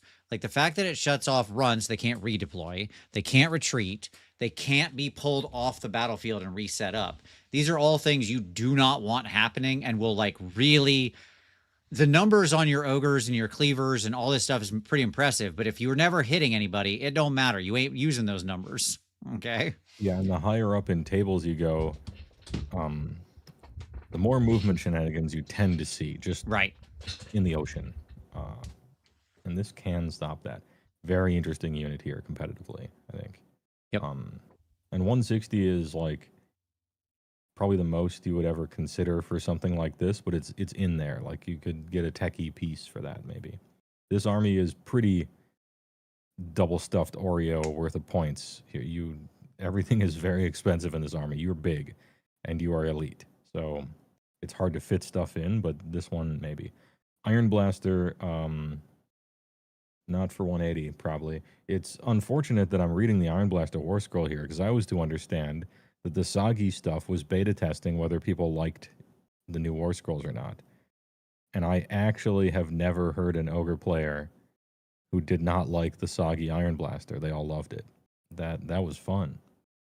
And we get this stupid obliterating blast that is flavorfully written, but has you give up your shoot to be able to shoot. So no thanks. 18-inch range with a 9-inch move, 2 attacks, 4s and 2s, 2 rend, 5 damage. Like, that's a Timmy profile. That's funny. Sometimes you're going to do 5 with it. It's nice. I'll take solace, I guess, at least, in the fact that eventually we did realize that cannons should do more than 1 point of damage in this book. We got there. That's cool. We got there. Yeah, probably too expensive. The Soggy version was better. Nah, I don't think so. Agreed. Points go down enough, sure, because it says 5 damage and 18-inch range on it, so, like, there's a point value where it's amazing, right? Yep. But, there it is. All right, let's talk about the Flosh. So, George Floshington, here he is. So now we come to. I'm just gonna give my overall read here on the book. Yeah. We got 3 basic tribes here, right? Gutbusters, BCR, new Moss Eaters, the butcher guys. Yeah. If I had to stack rank them in order of, like, what I think is power, I would stack rank them Guts, Moss Seekers, BCR. Yeah, that's the layer cake. Yeah. That's it. Okay. So the Flosh is 340. 15 health, 4-up save. No ward. Not icy enough. Needs more ice. He's got a stone skeleton, but it does what you think it does, ignoring the first damage point that would be allocated to this unit each phase. Yeah. Which is, like, fine. That could be 5 a turn. Sure. Could be. Just like reading on the Warcom article that if you roll 6s for every single ability, it'll do 42 damage a turn. Like, that's what it is. What it does is you will randomly ignore 1 point of damage here and there, but on the turn that you die by 8, you will die by 7 instead. Sure. And that's typically what it does. Then he's got his Enraged Roar. Well, he's damaged. You add one of the attacks characteristic of companion weapons used by other friendly Ogre Maw Tribes units while they are within this unit's combat range. That is a extremely small little area. He wants to be right next to everybody else. Okay. Yeah, and also the companion weapons, I don't think there's a companion, or I don't think there's a model in this army with more than one companion weapon. So that's +1 attack. Sure. Like one singular attack. Yep. And it's got to be a buddy cop movie where they're right next to the guy. Maybe you do that now just because you probably need 2 to really take something out. So that's kind of interesting. Still have Earth-Shattering Charge, the nerfed version where it's 2d6 instead of the 3. Technically what this does is it lets you keep the impact hits that you kind of used to have, because this does D3. Yep. And it doesn't work with Bull Charge. You can't do that thing. And if you look at his weapon profile, he's kind of like a Rhino. Yep. They got rid of the punches and kicks. They did it. They're gone. Punches and kicks are gone until we get to the next page, and then they're back for some reason. Sure. But hey, yeah, his Frost Spear is basically the standard Ogre weapon on the charge, 4-2-2-3. And then the Stonehorn is just the standard Ogre weapon, 4-2-2-3 with 7 attacks. Yeah, so if you look at him like, let's say you're new to the Ogre army and you look at a Frostlord on Stonehorn and you're like, oh, this guy is what a Rhino is, only worse and cheaper. Yeah. Like 60 points off. Do you want the one worse save? That's like kind of the choice, I think. You know, if you look here, if you think about this guy just in terms of damage. Okay. Yeah. So if you think about this guy in terms of damage, it's a really easy comparative. Let's compare him to Iron Guts. Okay. Because he makes 11 attacks. Let's put him on the charge. Let's just assume the most positive scenario. On the charge, he makes 11 attacks on the Ogre profile. The Iron Guts make 10 attacks on the Ogre profile. Right? 3 each, plus a champ. Okay. And so this guy does, how it actually works out after saves and everything is he does about 1 more damage. Okay. So if the Iron Guts were getting the old 10.5 for 200 points, so about 20 per point, this guy is getting about 11.5 for 340. He's one of the worst damage ratios in the game, or in the book. Yeah. Yeah, your words hurt me, but they strike true. But the funny thing is, the reason you would take him is for his damage, because it's not for his defense. Right. Yeah, he's not tough. He's not a priest, obviously. Nope. Right. His actual utility is like of the Enraged Roar is super minimal. You're really hoping that you can like get the most possible out of that Earth-Shattering Charge. Like that needs to pay all the dividends.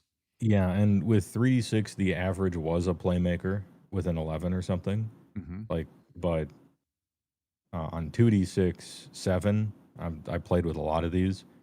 Now, with the Earth-Shattering Charge being on 2d6, how it works is you roll that, you do your d3 damage, and then you kind of look around and you're like, I can't really move anywhere. And then you just shimmy a little bit. Right. And that's kind of what it does. Yep. So do you use one of these? No. If you own a bunch of them, do you use some of these? Sure. Yeah. And you just accept the fact that your 340-point hero does effectively, materially, the exact same damage as a random 200-point unit of normal ogres. Yeah, and those ogres were themselves getting mogged by other 200-point ogres. Correct. Yes, that's right. But you're 4 inches faster. You are faster, which is relevant. It is relevant. Yeah. But yes. Okay. Then we have the Frostlord on Thundertusk, who I'm not going to bother to talk about the Thundertusk guy's damage because it's not really worth talking about, even though Yeah. it says 5 on here somehow. Look, it says 5. That's amazing. Mm-hmm. But it is rend 1 with 3 attacks to hit on 4s. Correct. That's going to be 0 a depressingly large amount of the time. Yep.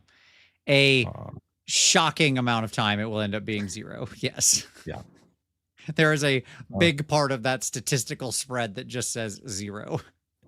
Oh, the bats. We got our Ice Blast. It's 12 inches, which is pretty short. It still can't shoot in combat despite being a breath weapon. Okay. Mm-hmm. It is 1 attack that hits on 4s, which that means a miss, but the damage looks cooler now because D3 plus 2, that's a decent damage number. But you're just not really taking this guy. Blessed of the Old Ice, not blessed too hard.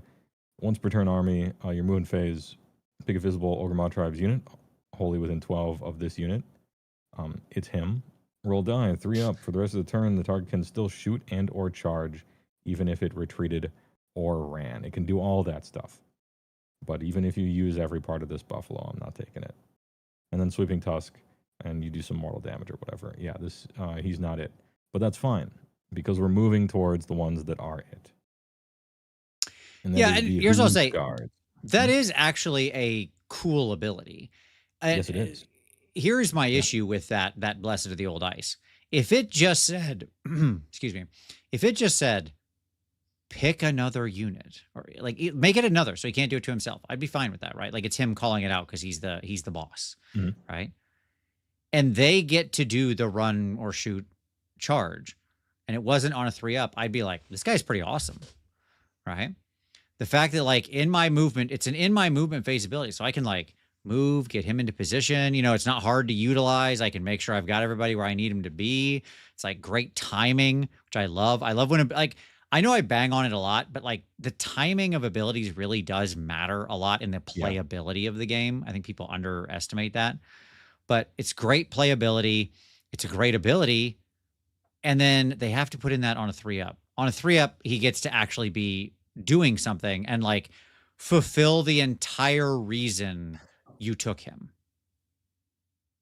Right. So, you know, I like on the whole, it's fine. He does. I think what Hades said, he's a great anti-infantry unit, though, especially when taken with the other combos. I assume you're saying that because he's holding the Horde Buster in this army through his rampage, right? He can do the little Horde Buster thing. You are not looking for Horde Busters in this army. You found them. Yeah. As far as the eye can see, everything busts hordes. Right. You're not scared of massed infantry. Like, that's not a problem. Massed infantry will evaporate against your units that hit for, 28 plus damage basically automatically just by showing up without buffs. Okay.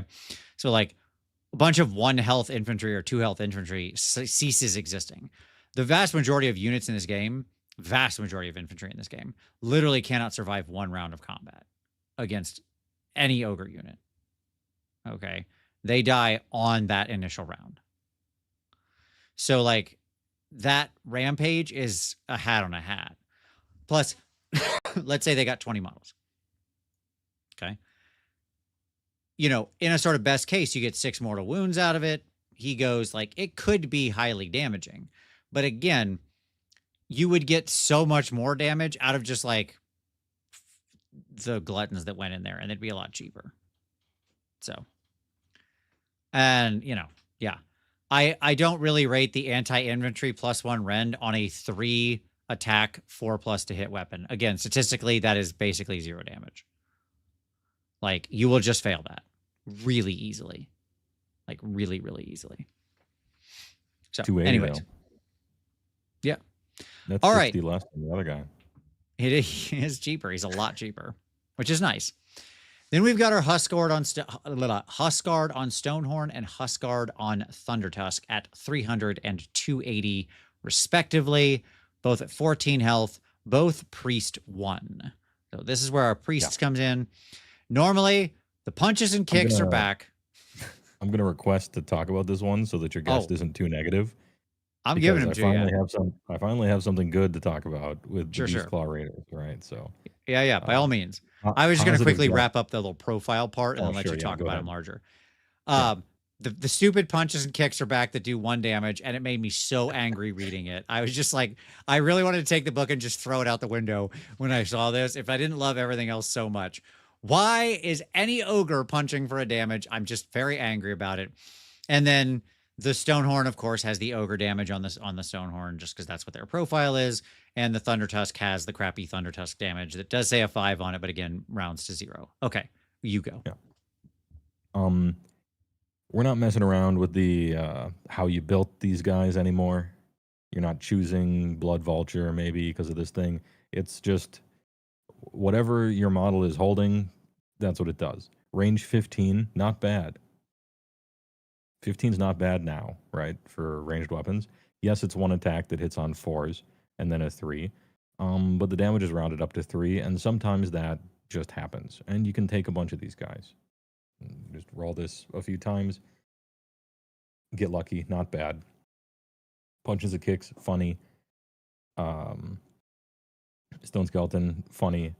But this guy is a priest, and remember, our prayer lore is good, actually. Mm-hmm.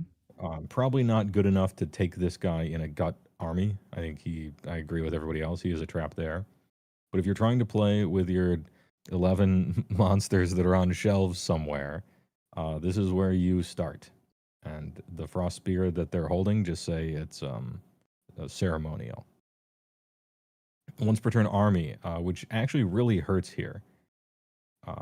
Because he's like just about the only Beastclaw monster that I'm trying to play statistically, stat-wise in this book. And so the once per turn army thing does hurt on this. But okay, Primal Bellow, any combat phase. Pick friendly Ogre Tribe's unit within this unit's combat range to be the target. He will be targeting himself. Roll die, add 2 of this unit, charge this turn. He probably did on a 4. Your companion weapons get crit 2 hits for the rest of the turn. That's good on 7 attacks. Yep. So a lot of times when you give somebody crit 2 hits or crit mortal, I shrug because they have 3 attacks. And it's just like, I'm not getting a 6 there. 7 is you could maybe get 1/6 there, like expectantly. Not quite mathematically, but like that feels like enough. Anyway, if the target is an enemy unit, subtract 1 from hit rolls for target's attacks for the rest of the turn. It's actually a good debuff. You probably do want to kill the person, so you might always be taking the crit 2 hits, but every once in a while you might do that other thing. This rampage is good. It's essentially a 2-up on a d6, because he'll be charging. And it is Priest 1, and your prayers are good. And it's 300 points, and this is the thing you kind of... Sometimes you talk about build an army around something, like Red is a guy you build an army around. Huskard on Stonehorn is what you build your army around, in my opinion, if you're trying to play all of your old Beastclaw models that are still in the book for now. Is he pretty fragile? Yeah. Is his damage good? No. But that's what you got to do. Yep. It's this guy. It's this guy. And if you're trying to play all 11 of your Stonehorns still, are you going to take 1 Huskard just because maybe he's got a once per turn army combat phase thing? No. No, probably not. It's worth pointing out just for the memes here, though, that his once per turn army any shooting phase thing, that this thing had to be once per turn army because it'd be way too good if it wasn't, if you could just spam it.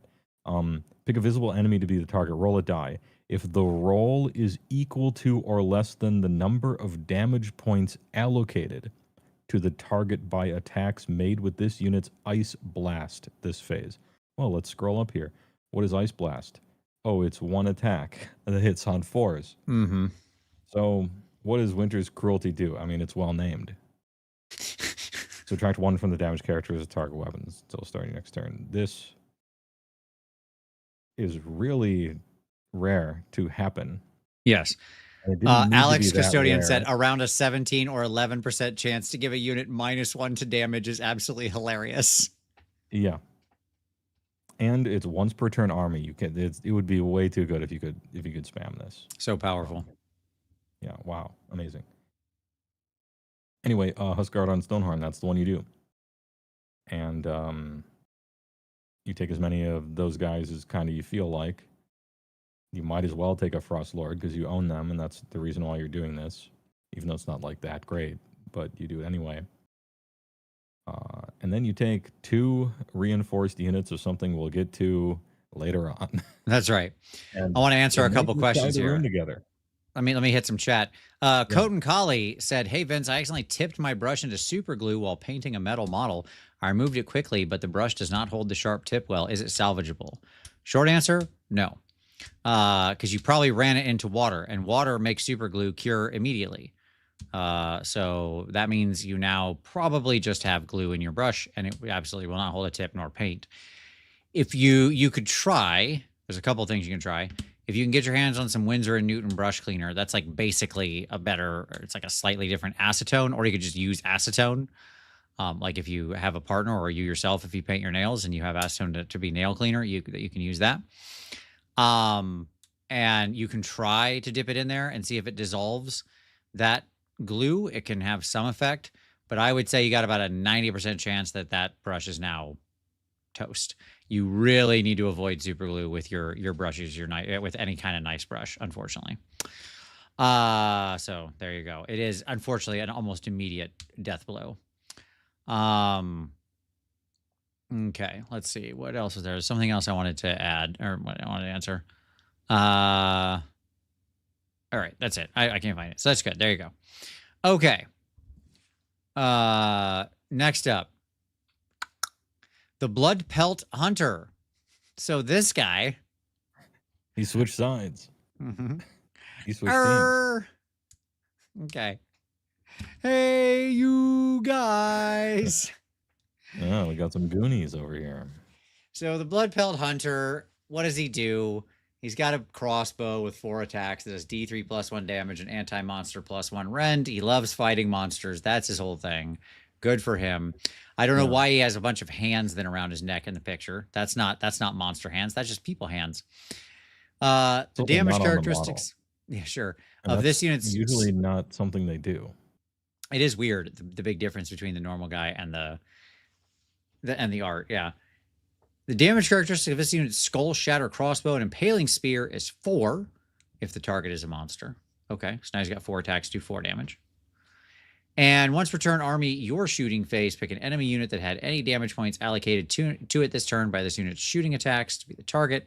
For the rest of the phase, add 1 to hit rolls for shooting attacks made by friendly Beast Claw units that target that enemy unit. So funny.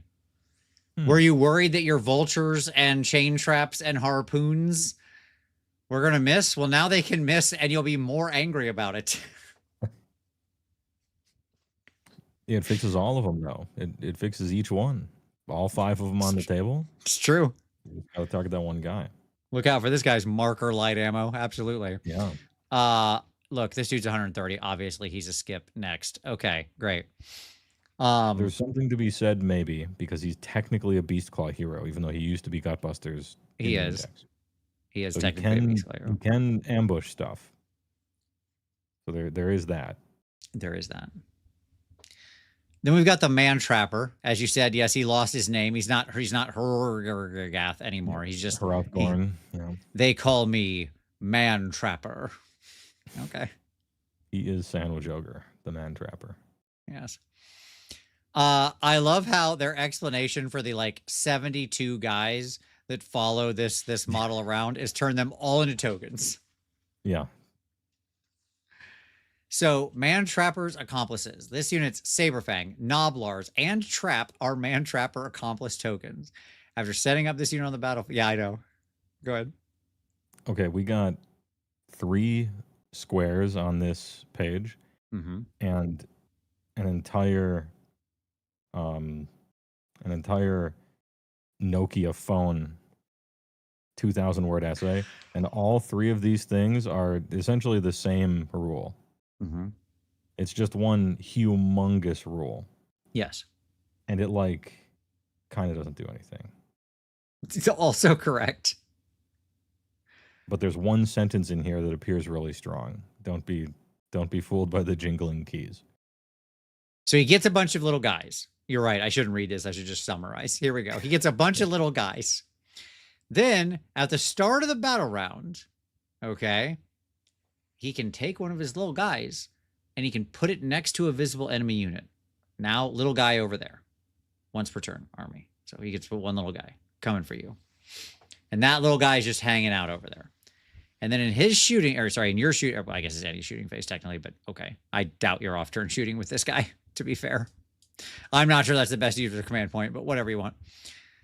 You get to, if you shoot and you do damage, then you make a trapped roll of d6.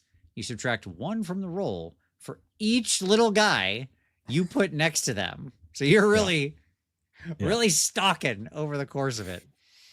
If the roll is less than the target's save characteristic, okay. So in other words, the better their save, the harder this is to do, which is great. That's exactly how I want my rules to work. I want it to be harder to execute on the better units. And keep in mind, this is the army where almost everything has Ren 2. So a 5-up save is the same as a 6-up save, which is not a save, right? Right. Subtract 1 from the number of dice rolled when making charge rolls for the target to a minimum of 1. And the target does not have fly. Yeah. Mm-hmm. Yep. So, yep. So anyways, the next war scroll is a thing you're going to take. Hey, we got there. Yeah, this is it. I think arguably the best war scroll in the book. Well, that's not true. But it's the best pointed war scroll in the book for now. Yeah. And it has the Beastclaw Raiders keyword. So moral victory, technicality attained. We have a excellent Beastclaw unit in this book. Truly excellent. And I rather like the sculpts as well. Yeah, they're cool. Hunters with saber fangs, they can be reinforced, which might get changed. They are currently 160, which also might get changed. Why? Why would you change something like that? Well, you get 3 ogres and 2 cats. The toughest cats in existence. The cats also have 4 wounds. They're mammoth cats. Yep. And you get take that Chaos Knights. Yeah, you get a lot of range 15 shots that say 2 damage at the end of them. Yeah. You don't see that very often in 4th edition. Ren 2 against monsters, okay. But, hey, your Bloodpelt Hunter can give him +1 attack, or you could cast a spell to give him 1 attack, or you could use all-out attack to give him 1 attack, whatever. You can give him +1 to hit in a lot of ways. Yep. I probably said attack a few times there, but what I meant was +1 to hit in a myriad of different ways. This is 40 wounds of shooting just sitting there. And you have to do 19 damage to the unit before it loses a single shot. Because you're taking the cats off first and then 3 wounds off of one of the hunters. Sure.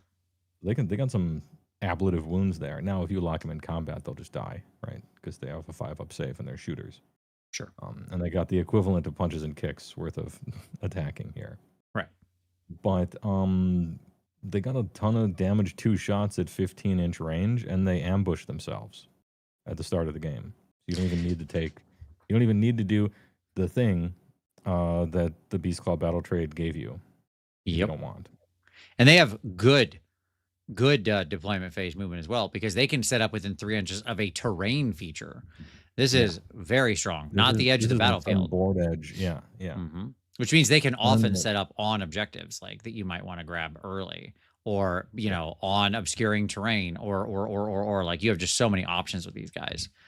Yeah, and your Frost Sabers, if they happen to get charged or whatever, you do some mortal wounds. Like that adds up. 2 dice per Saber Fang. You got 4 of them. Kind of nice. They're great. And Yeah. I was like secretly hoping they were a good unit because I rather liked their sculpts, kind of wanted to paint them up. And you know, I'm gonna buy probably an I'm just gonna pretend this 160 is like 220 maybe in like 2 weeks or something like that. Because we always knee jerk, right? We always overreact, Yeah. especially when it comes to ogres. Or insert your army there for the viewers at home. Your army is the one they knee jerk react to as well. Yeah, I think 2 boxes is 10 of them, right? Yeah, 2 boxes. 2 boxes. Yep. 2 boxes. To They the come in. people writing up army lists right now where they're like taking 2 double reinforced or something like that, maybe hesitate a little bit. Yeah, that feels over they're investing. great. I think They're getting great two and they're of these fun. guys is very useful. I really do. Yeah. 100%. You could even go like 2-1, what do you call it? 2 MSUs, right? And do some funny stuff with them and have them just go hunt like 100-point prospectors and just tear them up and then sit there and do something. These are cool and fun, and I'm looking forward to painting some. A positive streamer over here. All right, nothing really bad to say about him. And I think it's hilarious that the cats have 4 wounds. I'm just imagining like Sarah Anderson comic of like just this inflated Sabretooth with googly eyes. Yeah. Yeah, I mean, they're great. Hades said, as per the rule in the battle profile, can I pick a cat model to be a hunter? I think the oval is better for ranged attacks. That's very funny. I mean, I think I'm pretty sure in cases like this, they make you match the thing to the thing. They're being descriptive, it's not a choice point. They're saying it's a. It actually spells it out. Unfortunately, no fun allowed. A Saberfang cannot be the unit champion. Period. Okay, fair enough. But nonetheless, yes, I mean, incredible wound density for the points, good range threat. Their damage is still like fine in a large unit. They have some good anti X rend there stuff. Like they're certainly not bad. Depending on what they like, your opponent can't tie them up in melee with some garbage. That's the key. You have shooters that will fight their way out of like, you know, some ridiculous crap that you're just getting in there to stop them from shooting. Like something you use to tie down sentinels is not going to work on these guys, right? They will punch their way out of that. So there you go. Yeah, great unit. Yeah, maybe I'm like overstating the price point here. I don't think they're gonna shake the meta or like they're like supremely overpowered or any such thing. No, they're just a good unit with a lot of versatility. Yeah. Yeah. You lose a lot of attacks going in on 4s and 3s rend 1, even if you give them +1 to hit. It's just they're probably a little cheaper than they should be. Yep. But the rest of the army is a little more expensive than it should be. Maybe that's what you call balance. We'll see. We'll see. Then we get to the Maul Beast Raiders. So this is the like Beast Claw version of the other guys we saw earlier. Notably, these guys are also 280. Or sorry, that's wrong. That is not correct. That can't be the case. That is incorrect. I'm sorry, everybody. I copy pasted the wrong thing. I'm fixing it. Whatever they are, they're too expensive. They are 230. I'm sorry, everyone. Okay. Didn't mean to panic, everyone. Yeah. The Maul Beast Raiders are 230. I'm sorry. 230. I'm sorry, everybody. Caught my mistake immediately. I was like, wait a minute, that's not right. These guys, so they are significantly cheaper. Like it's 100 points less for a reinforced unit. That ain't nothing. Yeah. They as well have their shooting attack, 10-inch move. They look a hell of a lot cooler. I'm just going to state that. I think these guys look awesome. Like, I think the Maul Beast version just looks cool. But they do have a 1 more save, which is you're going to want that cape. It's the cape one. Or the scarf guy. Yeah. You're going to want scarf guy with the cape is cool, right? Look, melee wise, they're like okay-ish. They're relying a lot on the Maul Beast, to be completely honest. Obviously, they just have punches and kicks, which is unfortunate. Why did we keep that? It's so terrible. Beloved punches and kicks. Yeah. They do have like a perfectly fine shooting attack at 15-inch 3-4, 3-1-2 again. So it's, you're getting 7 shots out of a unit of 2 of them. It's perfectly fine. Like it will threaten. I actually like these guys quite a lot. I know, who was it? Assistant Ref said they're very bad at 230. I don't know. I think they are potentially slightly too expensive. because they're still 14 health for 230. But I really, really like Relentless Predators a lot. The fact that in the enemy movement phase you get to basically free redeploy, but it doesn't count as a run, I think is actually really good. Really good. So yeah, I look at this war scroll and I kind of, you instinctively want to say it's bad and you don't like it, right? That something, you're just looking at it and you can't quite explain it. Maybe it's the save as a 4-up, maybe it's the punches and kicks. Maybe it's whatever. Maybe it's you're thinking of the mall beasts and everything, but it feels like it's bad somehow. But then I just go through everything, and everything on there is kind of good though. 10-inch move, decent wounds, 4-up safe. If I didn't know the other Mog Beasts were a 3, I'd say that's fine. Their crossbows are fine, and they have shoot and combat. Yep. Teach a Thundertusk that trick, why don't you? The Mob Beasts still have pretty decent damage just for that half. And Relentless Predators is really good. D6 move for free is just great. Yep. Like, everything on here is kind of good. Which means the War Scroll is probably kind of good. Maybe it's a little schizophrenic. You kind of don't usually want these. You usually want specialists, right, in games like this. So maybe that's the problem with them. But when a book just comes out, yeah, you talk about points every once in a while, but really what you're doing is you're looking for a war scroll that is an ass. And there are war scrolls that are ass, and so you don't care what the points are in the future. And then there are war scrolls where you're like, I could work with this, and then you look at the points and you're like, talk to me in 3 months, you know? Exactly. 230 is probably a little too Could expensive, but be there is a something like points that. value where these guys are very, very playable. Yeah. And it's not that far off. Like, it's not insane. Yeah. It's not like, there are sometimes we'll look at armies and I'm like, 500, nope, talk to me at like 340. You're so far off, right? Yeah. Like Physics Scour kind of points issue, you know, like where you're just, man, you weren't even close. You know, so okay. All right. Then we have Dissociative Identity War Scroll. +2. yes. Yeah, like I think somewhere around 200 is probably actually correct, and that's fine. All right, then we come to the 2 Beast Riders, who are 280 and 240 respectively. Obviously, one on the Stonehorn, one on the Thundertusk. Again, profile wise for the mounts, you're talking about the same thing we've talked about. So the Stonehorn still has the Ogre damage. You've still got punches and kicks, which is really annoying and stupid. And your Thundertusk still, his attacks look really sweet on paper, but don't actually do much. And Stonehorn still has skeleton and so on and so forth. Do you want to talk about these guys? You want me to talk about these guys? I'll talk about one, you talk about one. All right, go for it. I'll talk about the Stonehorn. Stonehorn Avalanche, once per turn army. I mean, these are battle line. Can't we just... Can't we just use abilities? Sure. No. Do we Neapolitan buy one of all 6 of them, and that's your whole army? Okay. If this unit charged this turn and has not used the bull charge, wouldn't want it to overlap.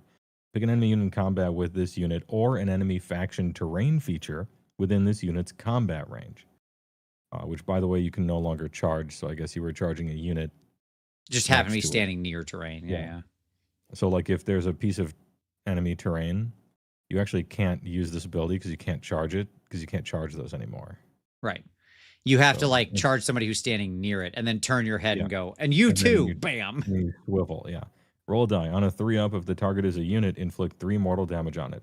That's good. If you roll it. If the target is faction terrain, inflict 6 mortal damage to it. Oh.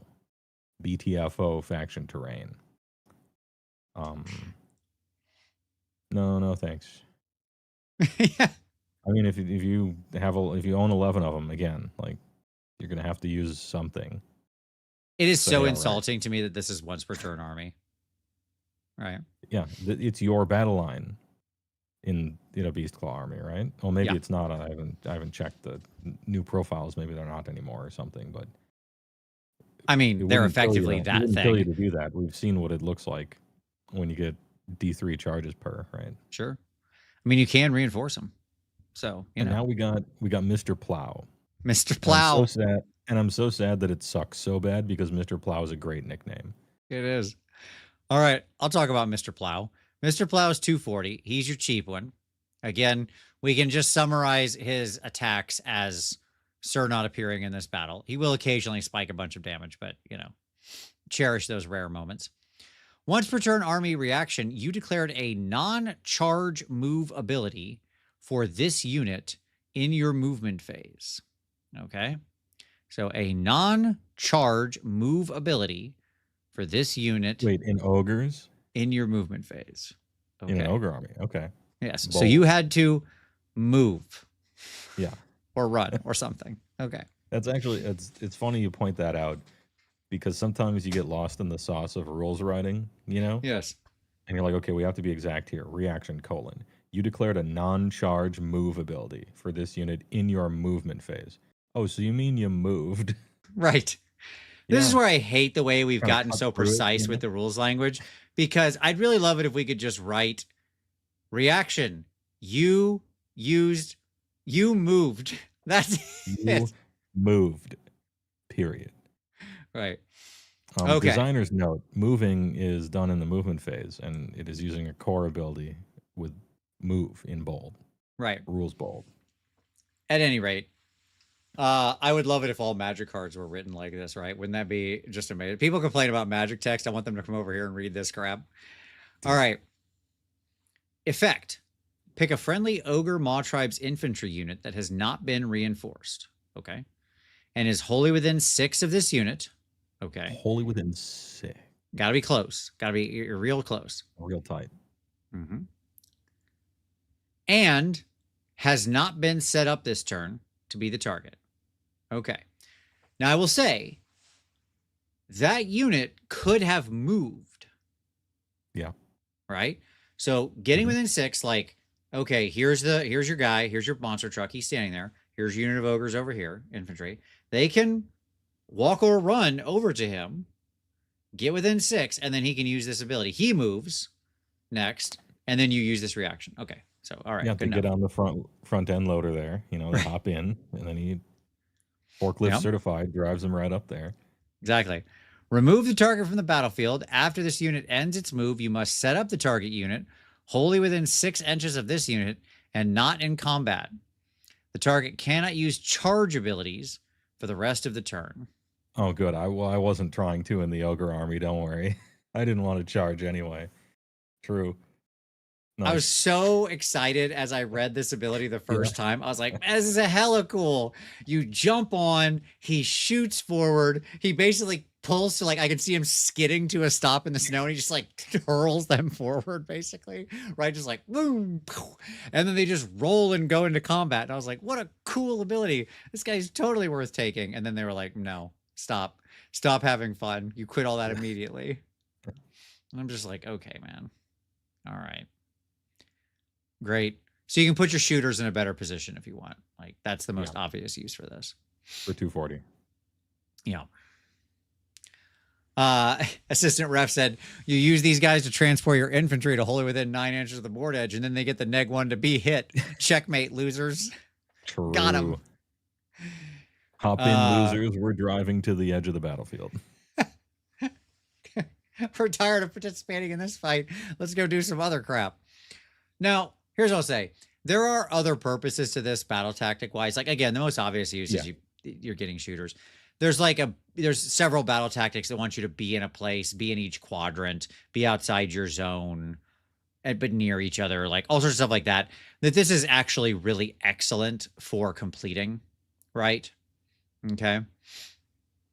So, you know, I don't want to understate its quality. Yes, the most obvious fun use of it is not allowed, but it is still actually a pretty good ability. It just sucks that you can't charge.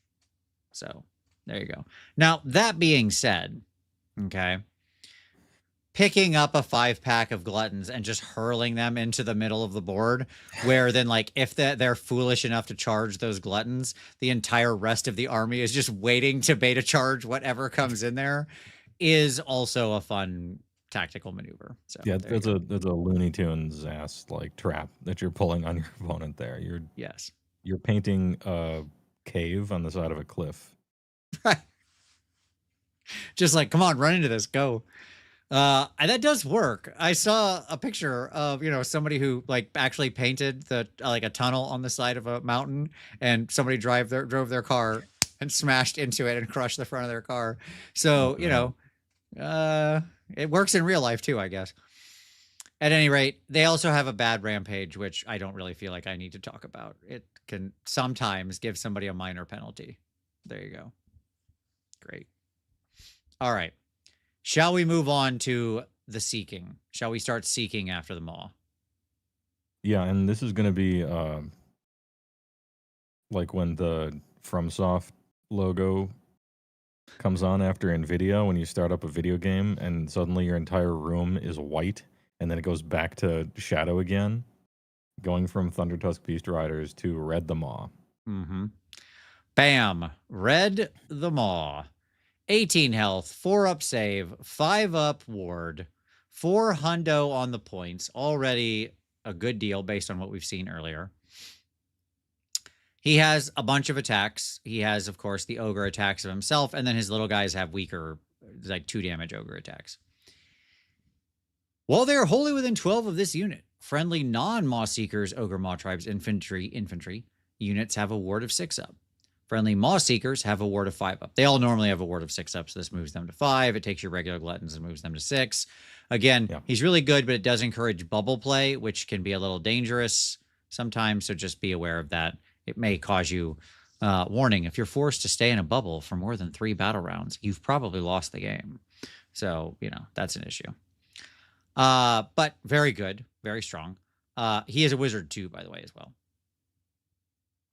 He's got a command point ability that he can use in your hero phase that's really good, and the reason everybody is going to take this guy. He has a command point ability that says, in your hero phase, for 1 command point, gain access to your battle traits. That's it. That's what it does. Lock and key. Yeah. Yep.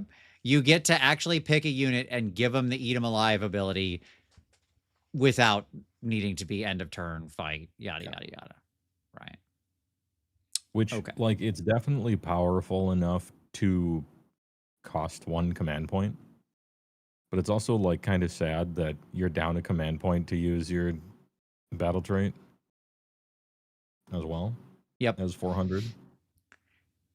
He also has a very, very good spell. I'm going to play him anyway, you can give somebody run and charge. Everything he does is great. Like yes. And just everything is great. Yep. He can he picks an Ogre Maw Tribes unit within 12, and he either makes them move D3+3 with the restriction that they have to end closer to the nearest enemy unit that's visible to them. Whoa.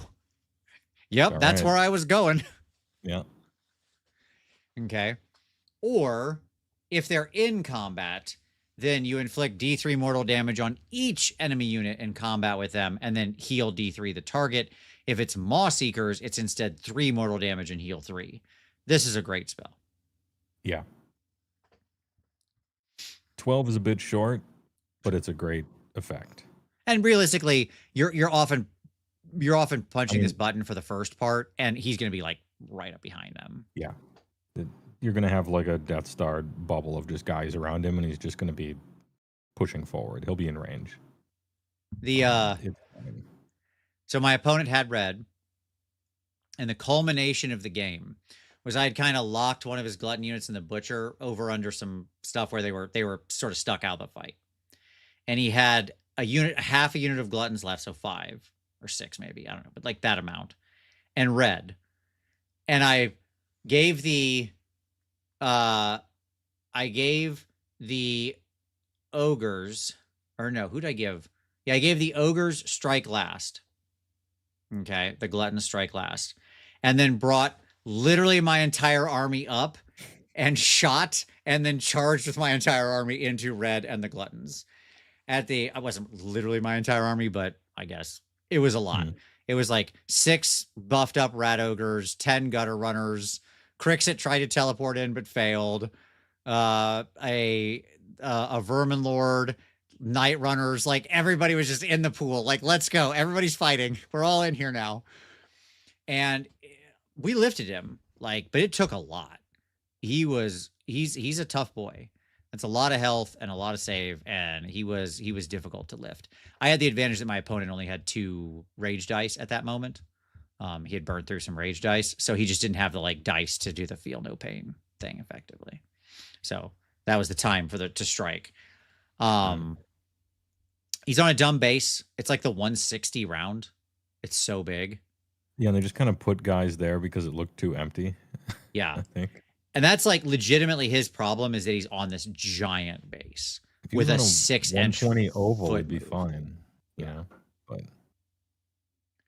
like that 100 that's the big pie plate. That's like the Maw Crusher pie plate. Well, that gives me a bigger canvas to find larger monster truck wheels for, I guess. Put those guys in the back. Oh, one other minor note with this guy. His little friends there, the companions, they're not companions.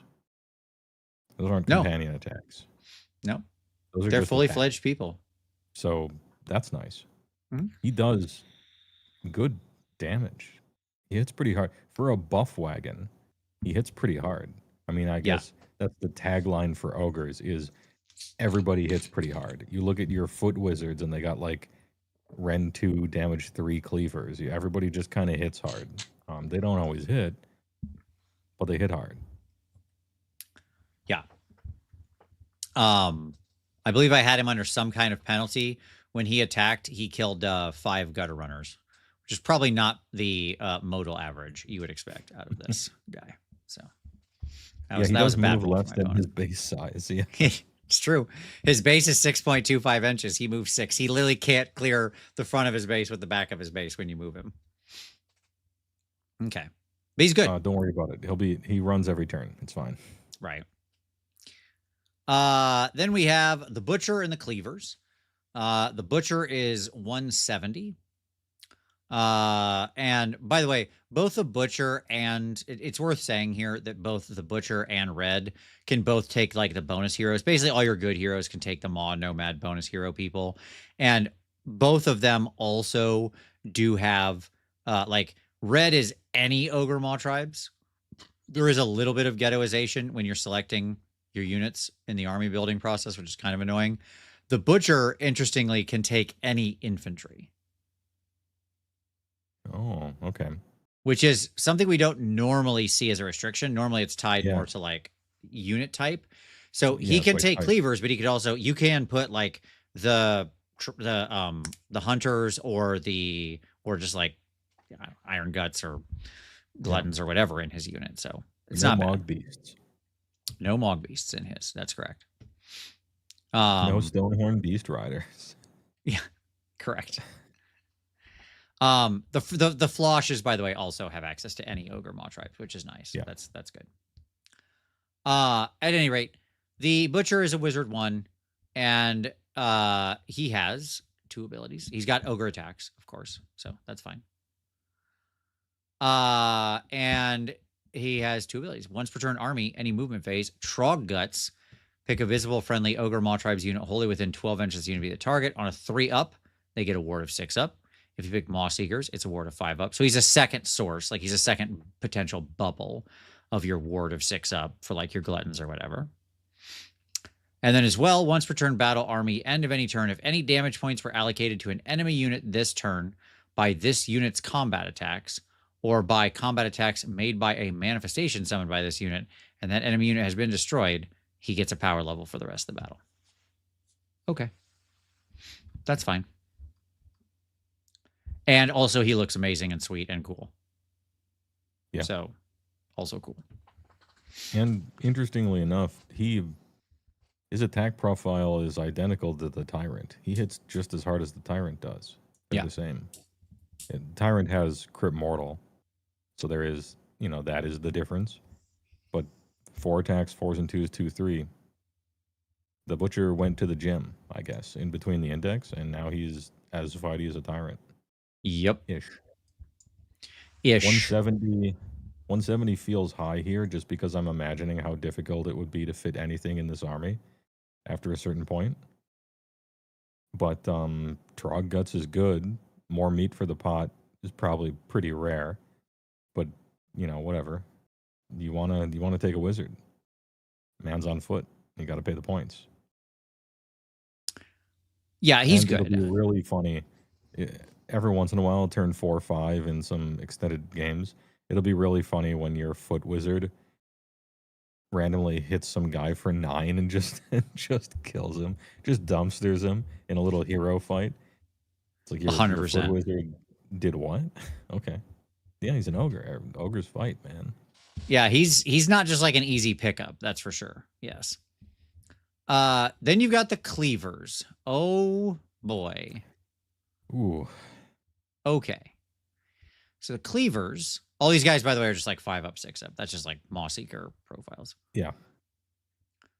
So notably, the cleavers have an ogre attack, the 4-2-2-3, but they have 4 attacks each with a champion. So a unit of 3 of them makes 13 attacks. Any combat phase, they have Arcane Appetite. If a friendly enemy wizard or priest is within 6 inches, roll a die on a 3-up. You get to get crit 2 hits, or if they already have crit 2 hits, you get crit mortal. Who cares? Who cares? Okay. The only singular box in the whole army that interacts with that already has crit 2 hits thing. Yeah. And I said, why don't they put it on the War Scroll? They did. Weird. Yeah. That's why I think it has So you to can work. do it in either order, I guess, maybe. Or Yeah, the something. way I described. I just don't believe it can work the other way around. Okay. Notably, because these guys, they're 220, but because these guys have 4 attacks each, these guys, a pack of 3 of them, does 13.5 damage to a 4-up save. Okay? And it doesn't drop that hard, even lower, because they're Ren 2. These guys are absolute, well, I would say butchers, but, you know, haha. Yeah. They're killers. And the fact that it's not that hard to get them to a 5-up ward as well means they can be a little more survivable than you would expect. Crazy damage out of these guys. So that is nice. Then their counterpart, the Gut Seers, the Goot Seers. I love that he's holding a little guy with a little gut plate. And the little Look guy at has a this gut little plate. guy. I don't understand it. I'm putting my foot down. I don't know if I like it. Ogres have gut plates. How come this thing has a gut plate?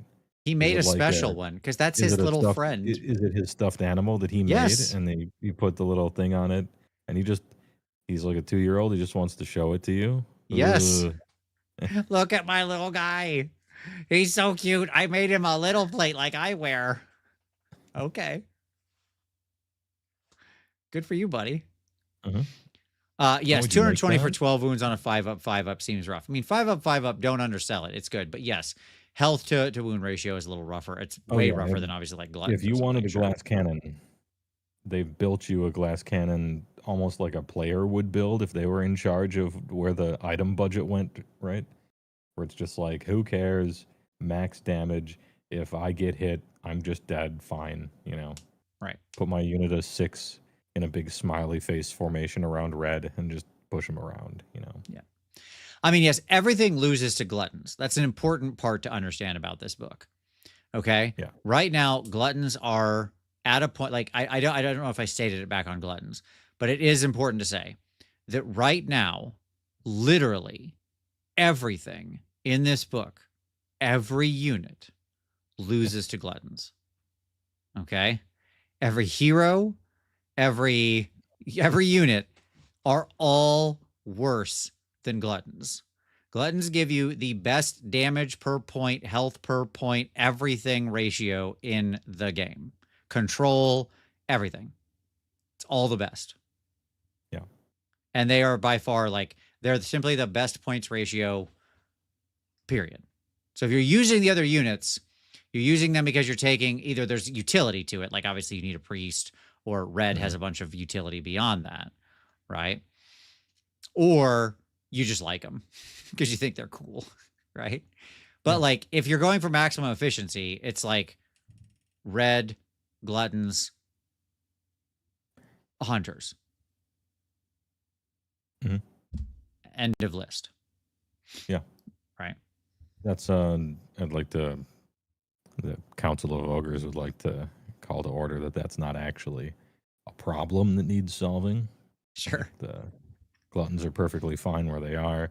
Maybe some of the other stuff could get brought up, but the gluttons are completely fine. Yeah. I mean, I'm sure there's some really gross person. There's probably a one-drop list. I haven't done the points, but I bet there's a one-drop list that's just like Kragnos, Gluttons, Hunters. Like, that's got to all fit in a regiment. I'm sure that's got to exist. Well, let's see. Hunters are currently 320 for 10. And Kragnos is 580, so it'd be 900 for a Kragnos and a reinforced unit of the Hunters. And then the problem is you're going to be and then you could spend the problem is there you're a little off. You had 1100 points left. You need the 1200 for the 3 10 packs. So you'd have to do 20 20 10. Yeah. And then what do you do with your 100 points? Get buy 2 extra artifacts of power. Oh, yeah, sure. You take a unit of Frost Sabers that you're allowed to use until it moves to Legends. Yeah, true. Currently, yeah. There you go. There you go. And then you got 30 points to spend on your other stuff that costs points for like no reason, like your monstrous trait or whatever, or a manifestation lore. Okay. Anyways, the Gutseers, which by the way, I do think that list would actually legitimately rip. The Kragnos plus all of that list. I don't want it to be good, but it probably is incredibly good. The wound density on that's amazing for having Kragnos in the list, and everything just like barrels in, just awful. Yeah, and if your problem was not getting into combat, 3d6 charges can help with that. Oh, for sure. Big diff. All right, the Gutseers go back down to the Iron Guts level of attacks. So we're back to 3. And they have 2 abilities. Arcane Contortion. Subtract 1 from casting rolls and enchanting rolls for visibly enemy units while they're within 12. Add 1 to casting rolls for visible friendly Maw Seekers wizards while they're wholly within 12. So +1, -1. Cool. And then they have the Conduits of Magic. Once per turn, army, any hero phase. Measure the range and visibility of the next spell you cast from an Ogre Maw Tribe's wizard that is wholly within 12 of invisible to this unit from this unit instead of that wizard.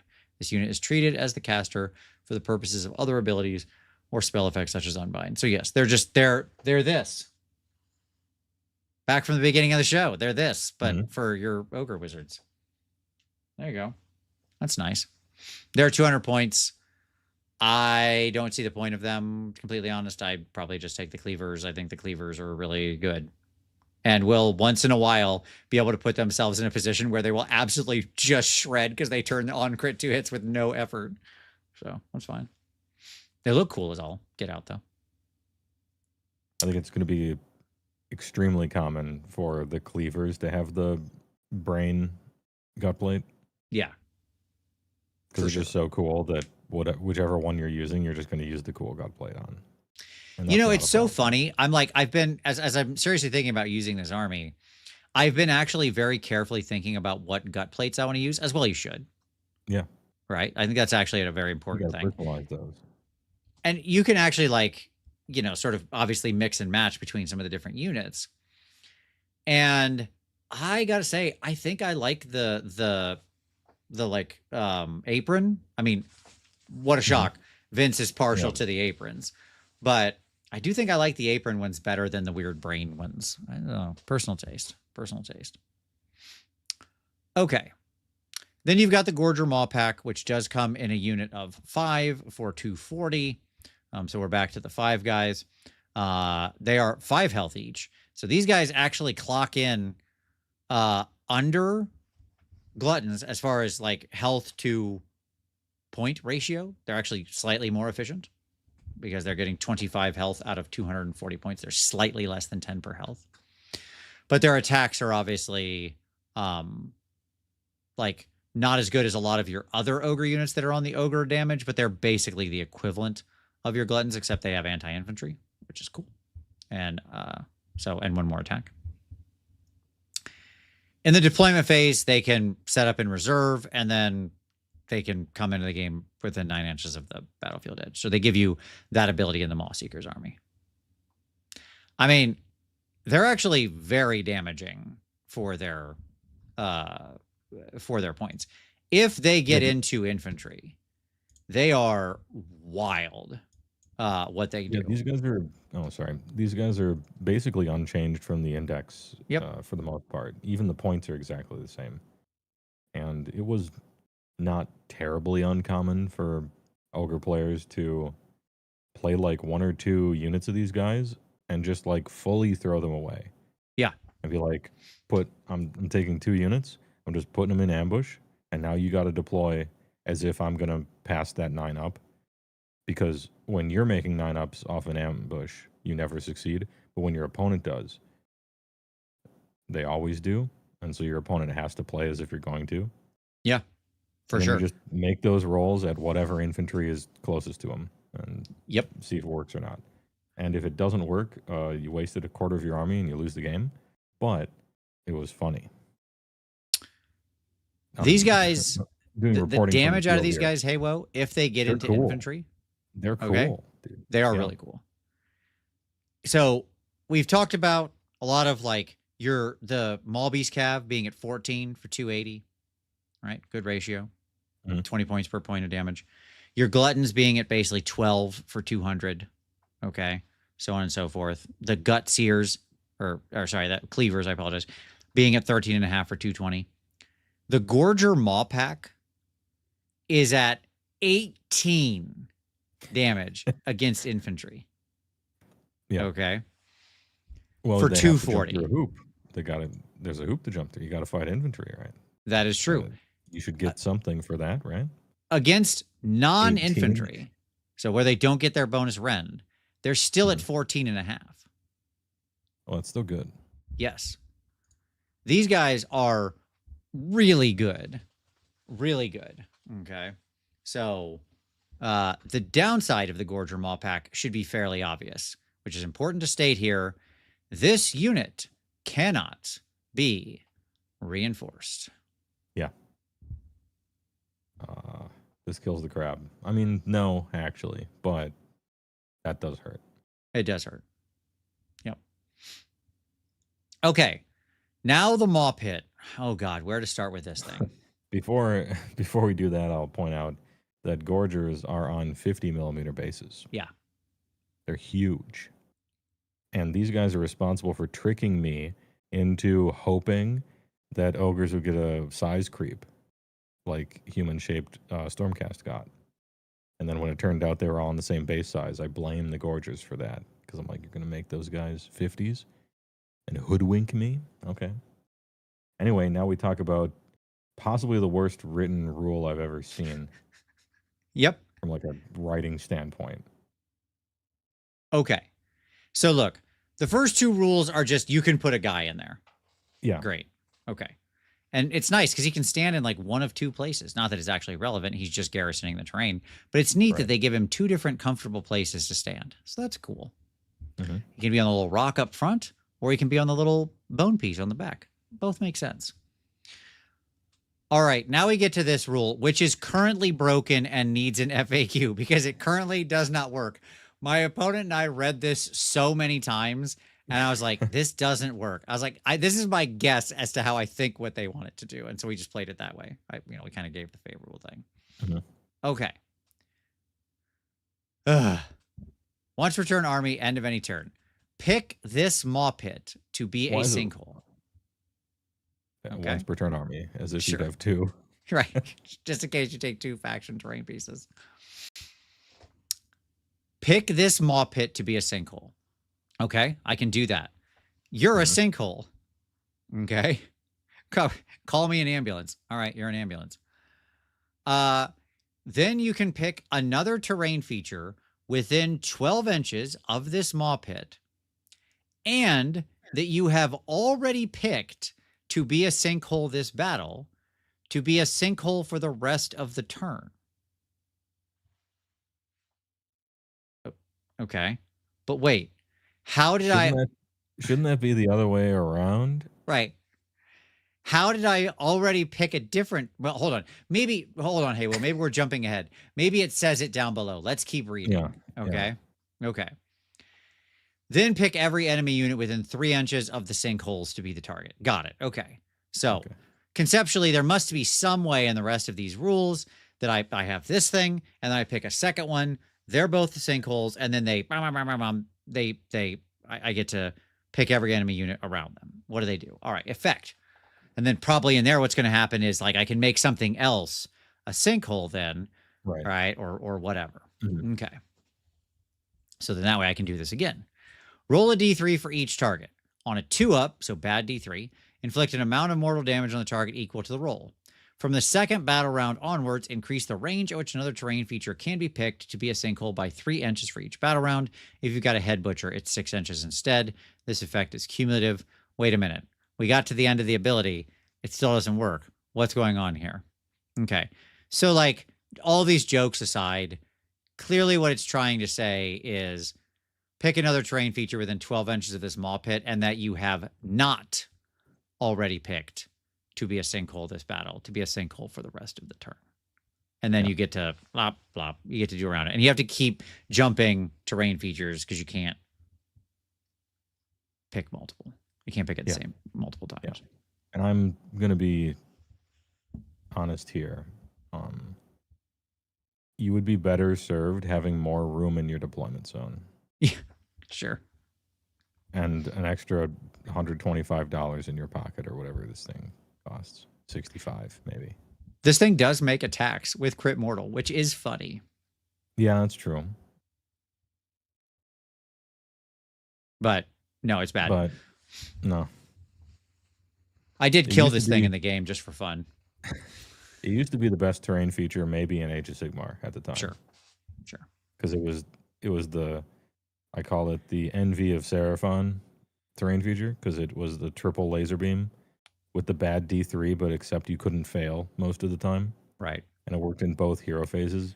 Man, the pizza pit with the lasers, or rather with the Ninja Turtle, like shooting the, it had the pizza boxes that are like circular saws or something. Yeah, like sure. that. Yeah. It was nuts. It was so good. Now it's not. Okay. This doesn't, just because we're ending on a sour note with this, it's a good book, sir. That's right. It's what? Well, we're not ending. We got more. Because next up. There's more? But wait, there's more. But wait, it gets worse.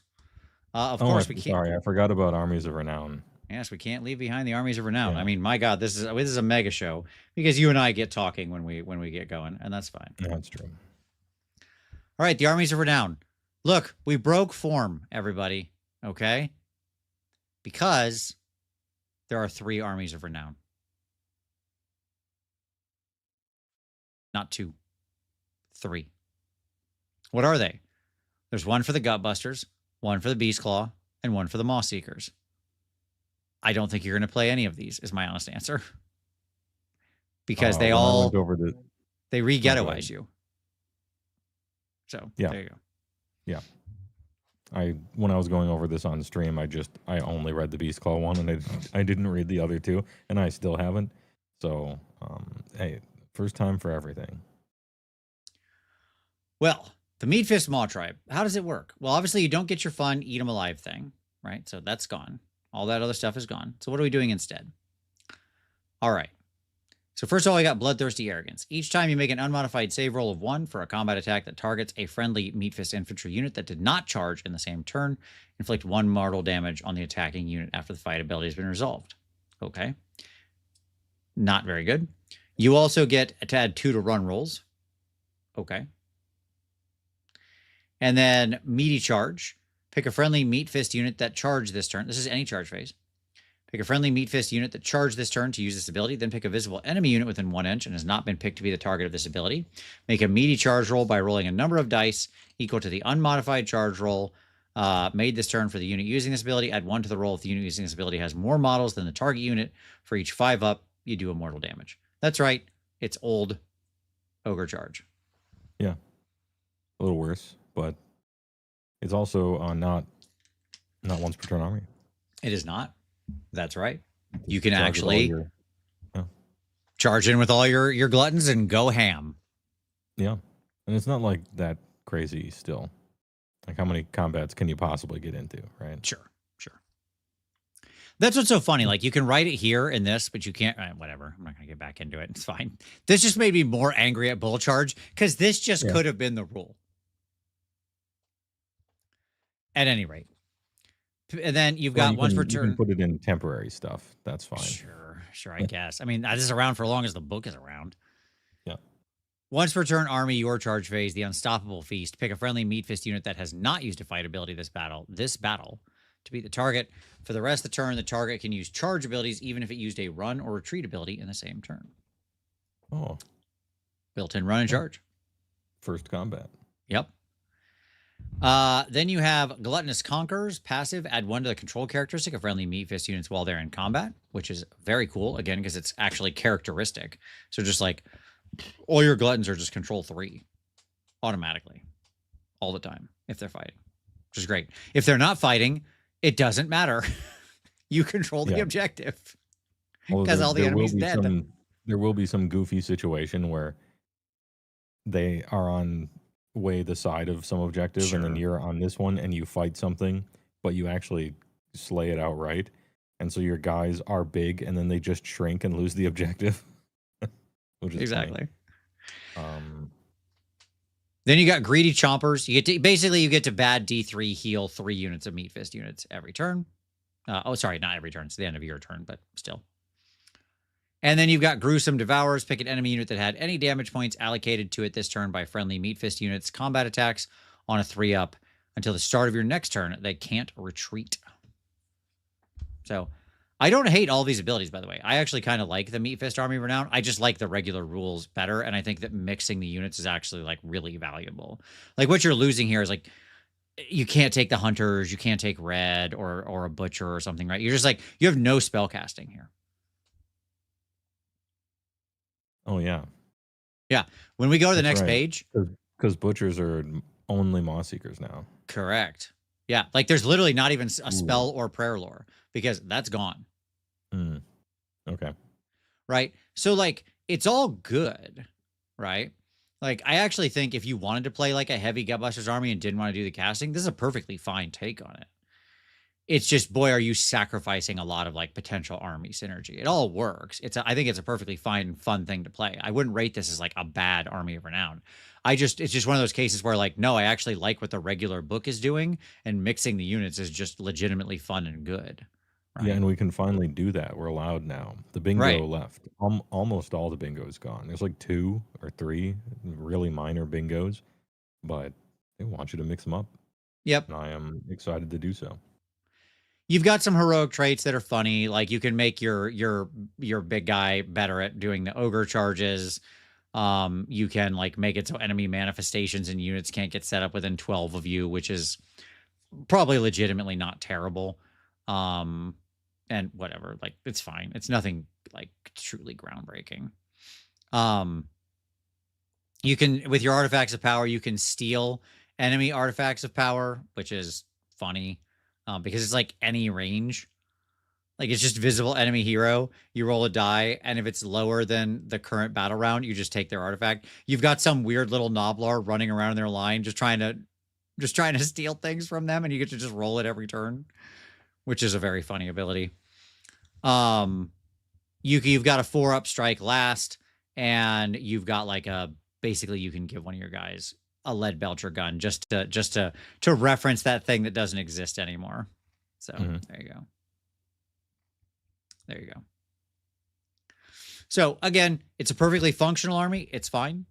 It's just you are sacrificing a lot.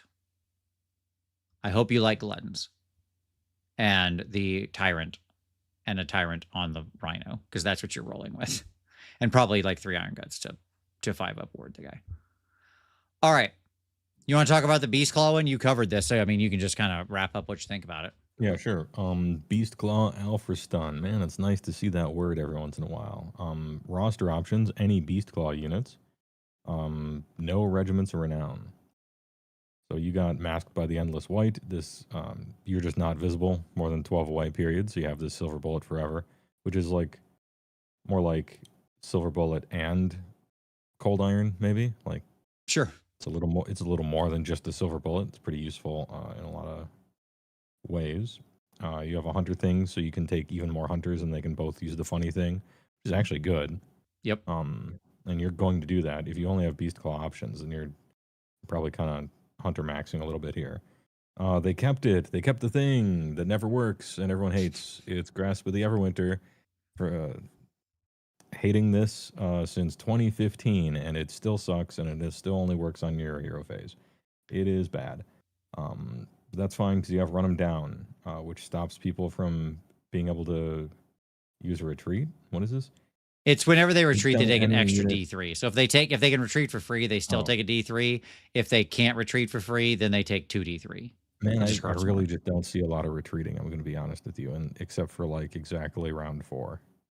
You got to play against Skaven more. Yeah, I guess so.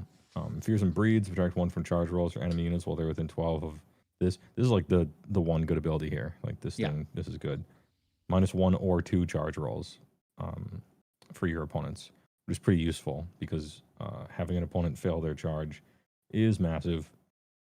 You have a heroic trait and an artifact of power, which aren't good. Your prayers are much worse than the prayers in the book, which is sad because I would want that prayer lore instead, but we get a worse one here. Until the start of your next turn, add 2 to run rolls for the target. It should be noted that there's no way to get run and charge with only Beast Claw units. Yep. So I don't know why. I don't know why is The guy, your Frost Lord on Thunder Tusk, oh no, it's on true. a 3-up. Okay. He's got you covered. You've just on a got to bet it all.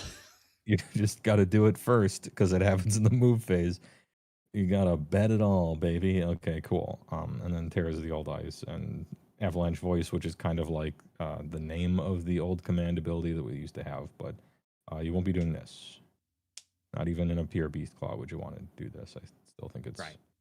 worth just Again, having the better mix is just better. lore. You sacrifice a lot. Yeah. Yeah. Remember Elf? He's back in the Roston family. Oh, he loves cat food. True, Chad. Good job. I was just watching somebody what was I watching? Oh, yeah. I watched like this movie called Nick and Mike and Alice. It was pretty good. I like Vince Vaughn in it. It was a lot of fun. And there's like a cannibal assassin coming, and they're like, well, we got to hide the cat. And one of the characters said, he's a cannibal. He eats humans, not cats. He's not Alf. And I just thought that was a great reference. That made me laugh a lot. Well, that's a good one. Okay. At any rate, the Moss Seeker Gollop. So this is all your Moss Seeker dudes, which I got to admit are the models I'm the most sort of that I like the most in the army, but I also just love Gluttons. I think Gluttons look really cool. I just think they're like it's such a great base troop. It just looks so good. And the new ones are so good. Like the models. Anyways, here we go. So it's just all Moss Seeker stuff. Okay. If there are no friendly Feastmaster on the battlefield, pick a friendly Gollop hero to be the Feastmaster for the rest of the battle. Sure. Ooh, that looks tasty. Each time. Okay. What's that? I'm thinking out loud. I didn't know you would continue so soon. Yeah, Gollop hero. And it doesn't say like non-unique or something like that. So I'm thinking like Moss Seeker Dollop, right? So it's red and then 1,600 points of like cleavers. just lunatics. Yes. Yeah. As close to Gloomspite gets as you can get. Right. In ogres. Okay. So Hades says Iron Guts are greater than Gluttons. I mean, disagree. Hard disagree. I just think Gluttons they just look so good. Also, models wielding 2-handed weapons suck to paint and suck to assemble. Models wielding 1-handed weapons rule. And so right there, we're better. Okay. Each time, ooh, that looks tasty. Each time an enemy unit is destroyed, you gain a number of raw ingredients. The number of raw ingredients yielded by a destroyed unit is the health characteristic of that unit multiplied by the number of starting models in that unit. So, designer's note, if a destroyed enemy unit had a health characteristic of 2 and its starting size was 10, it would yield 20 raw ingredients. Are we just like playing an MMO now? Go out and get me 20, like raccoon tails or something, whatever it is. Designer's note, don't do this. Don't write like this. That's insane. Okay. That's nuts. So then what do we do with these raw ingredients? Well, obviously we spend them on things in like very high numbers. All right. So we've got 4 things we can spend raw ingredients on. The Grand Goulash, once per turn army, any hero phase. Spend 10 raw ingredients. For the rest of the phase, add 1 to the number of dice rolled to a maximum of 3 when making casting rolls and unbinding rolls for friendly Gollop units, while they're wholly within 12 of and visible to a friendly Feastmaster. Okay. For 5 raw ingredients in the shooting phase, you can heal D6 each friendly Gollop unit that is wholly within 12 of and visible to the friendly Feastmaster, which is very weird timing on that. But it's post-move, so I guess that's fine. Then we've got the Organ Platter, 20 raw ingredient points. Oh, an expensive one you can use in the once per turn army in the combat phase. For the rest of the phase, while they're wholly within 12 of a friendly Feastmaster, all your units have crit mortal. Okay. Okay. And then for 10... Go ahead. I want to defend Bone Slurry Soup for a moment. Sure. The reason it works in the shooting phase is because they're just throwing soup. It. Yeah. Like a beer at a concert, and they're just catching the cup. Sure. Exactly. Yeah. Jason said, "Get me 20 elf spleens." Yeah. Exactly. It's yeah. Okay. Gore Awful Dumplings. At the end of any turn, spend 10 raw ingredients points. Each friendly Gollop unit that is wholly within 12 of and visible to a friendly Feastmaster can immediately use a charge ability as if it were your charge phase. Let's subtract 1 from the number of dice rolled when making the charge roll for that unit. So you can charge at the end of turn, but only on 1d6. Yeah. Okay. And the person who said, "Get me 20 elf spleens," that's O. Gordon Ramsay. Ogre Ramsay. There it is. Got him. Perfect. +1 maybe. I was trying to think of I immediately tried to think of a riff on Wolfgang Puck, like you know, Mall Gang Puck or Wolf Gore Puck. I don't know. Yeah, all right. You pick the better one. All right. There's more raw ingredients things. Okay. We can also, once per turn army, any movement phase. I don't know why these are out of order, but it makes me angry.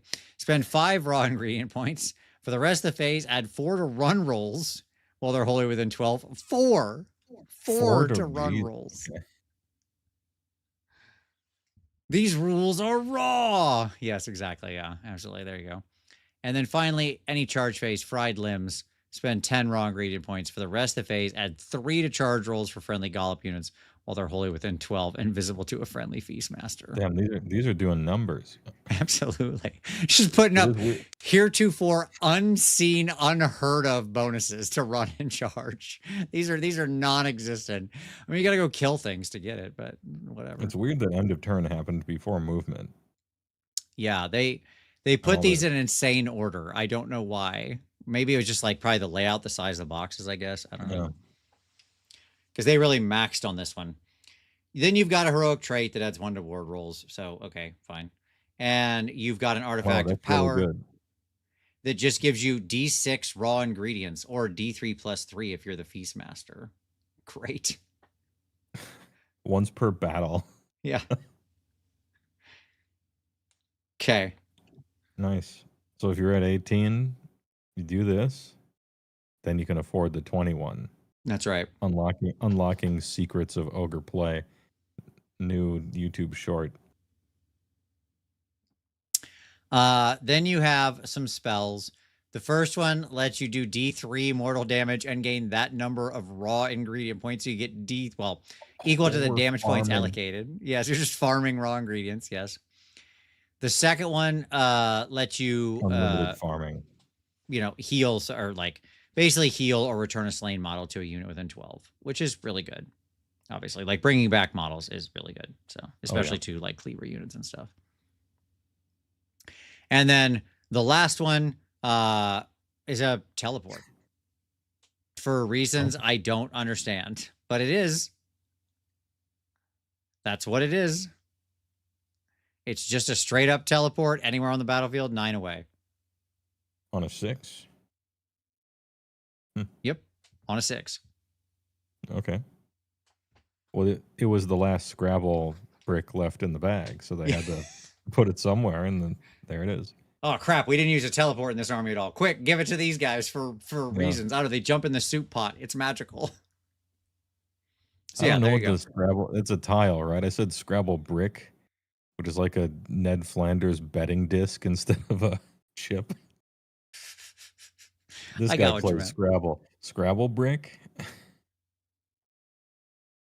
So, anyways, I think this one's fun.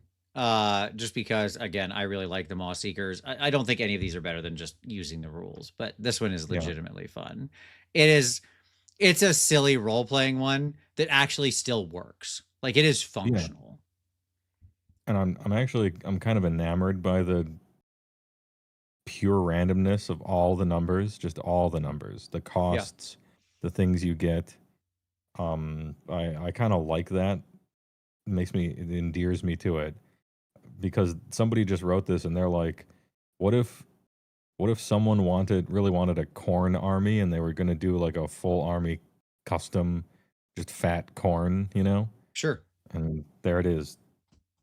The gourmand.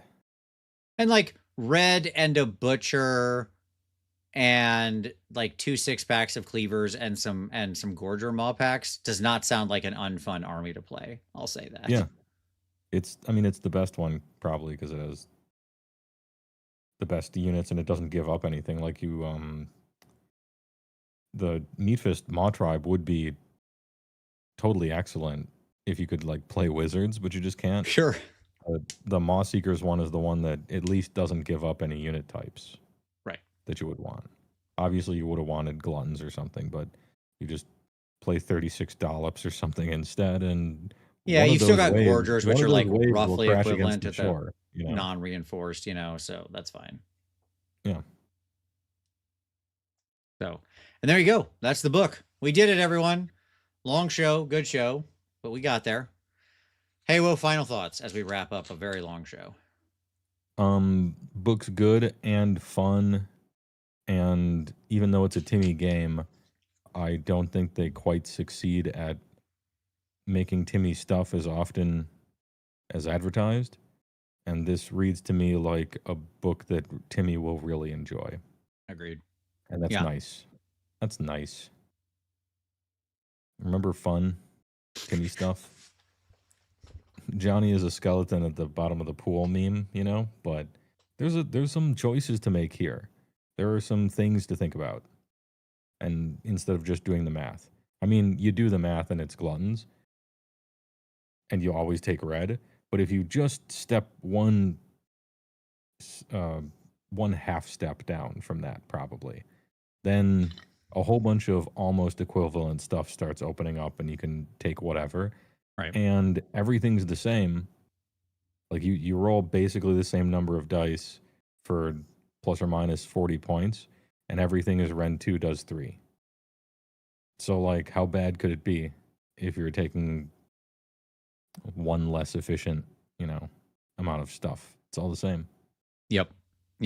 And my feeling is points will probably adjust. I do think gluttons will move up slightly. I think several other things will move down slightly. I think it'll all kind of fall into range pretty fast. And then it'll literally just be like, yeah, whatever you want, man. Season to taste, pun aside, right? Yeah, I don't see a lot of terrible Warscrolls that are just on the race to the bottom, aside from every Beast Claw race. Aside from all the monsters. Right. But that's, it's fine. I've had my fun. I've had 9 years of fun. It's fine. I'm not lighting my army on fire or anything. I'm excited to play some wide lads on pedestrian rhinos. There you go. Absolutely. Even if they're not as good as, only gluttons or something like that. I love it. Fun.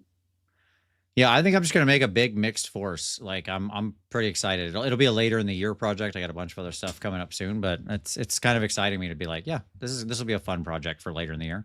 Take a week, get it painted, have a good time. So there you go. Yeah, I gotta have something to do until 5th. I might as well paint a bunch of ogres up. That's right. All right, everybody. Hey, listen, thank you so much for watching. We really appreciate it. It's great. Thank you, Haywo, for being here. I needed your calm guiding hand to take me through the land of the biggest of boys. So I am very grateful. Hades with a super chat right here before we go. Thank you, buddy. Said 2 questions before we go.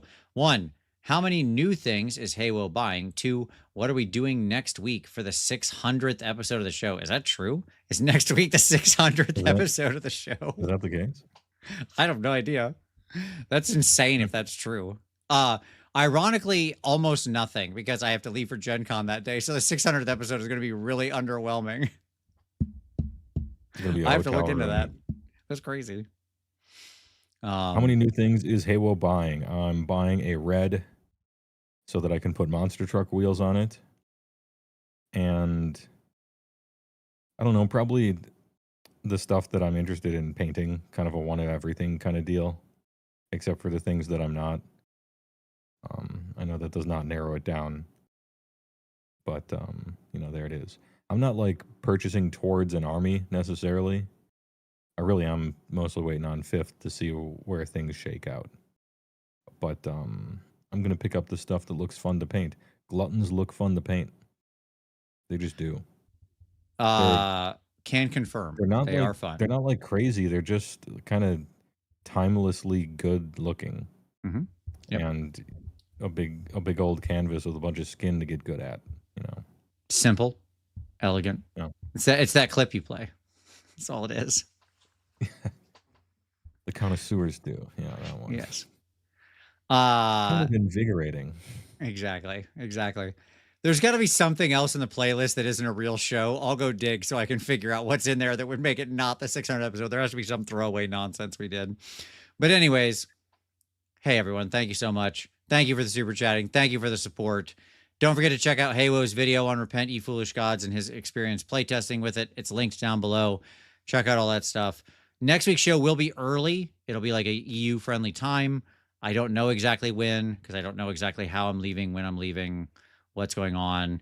I have to also take my take the little girl for surgery that day. She has to go get her fixed. I don't know what else to say. So there you go. She's getting fixed. So anyways, it'll be a busy day. We'll fit it in there somewhere. I don't know. Follow me on Blue Sky or Twitter or something up there, and we'll go from there. All right. What are your thoughts on a video game adaptation based on Repent Ye Foolish Gods? Sure, I think it'd be awesome as a video game. I think it's called Dynasty Warriors. It was pretty fun. You should check it out. Or Diablo, I guess. You know, so there you go. I'm not sure I would add that much to it. But at any rate, thank you so much for watching, everybody. Really, really appreciate it. And as I struggle to bring up the right thing, there we go. And as always, we'll see you next Wednesday. And don't forget to start rolling dice.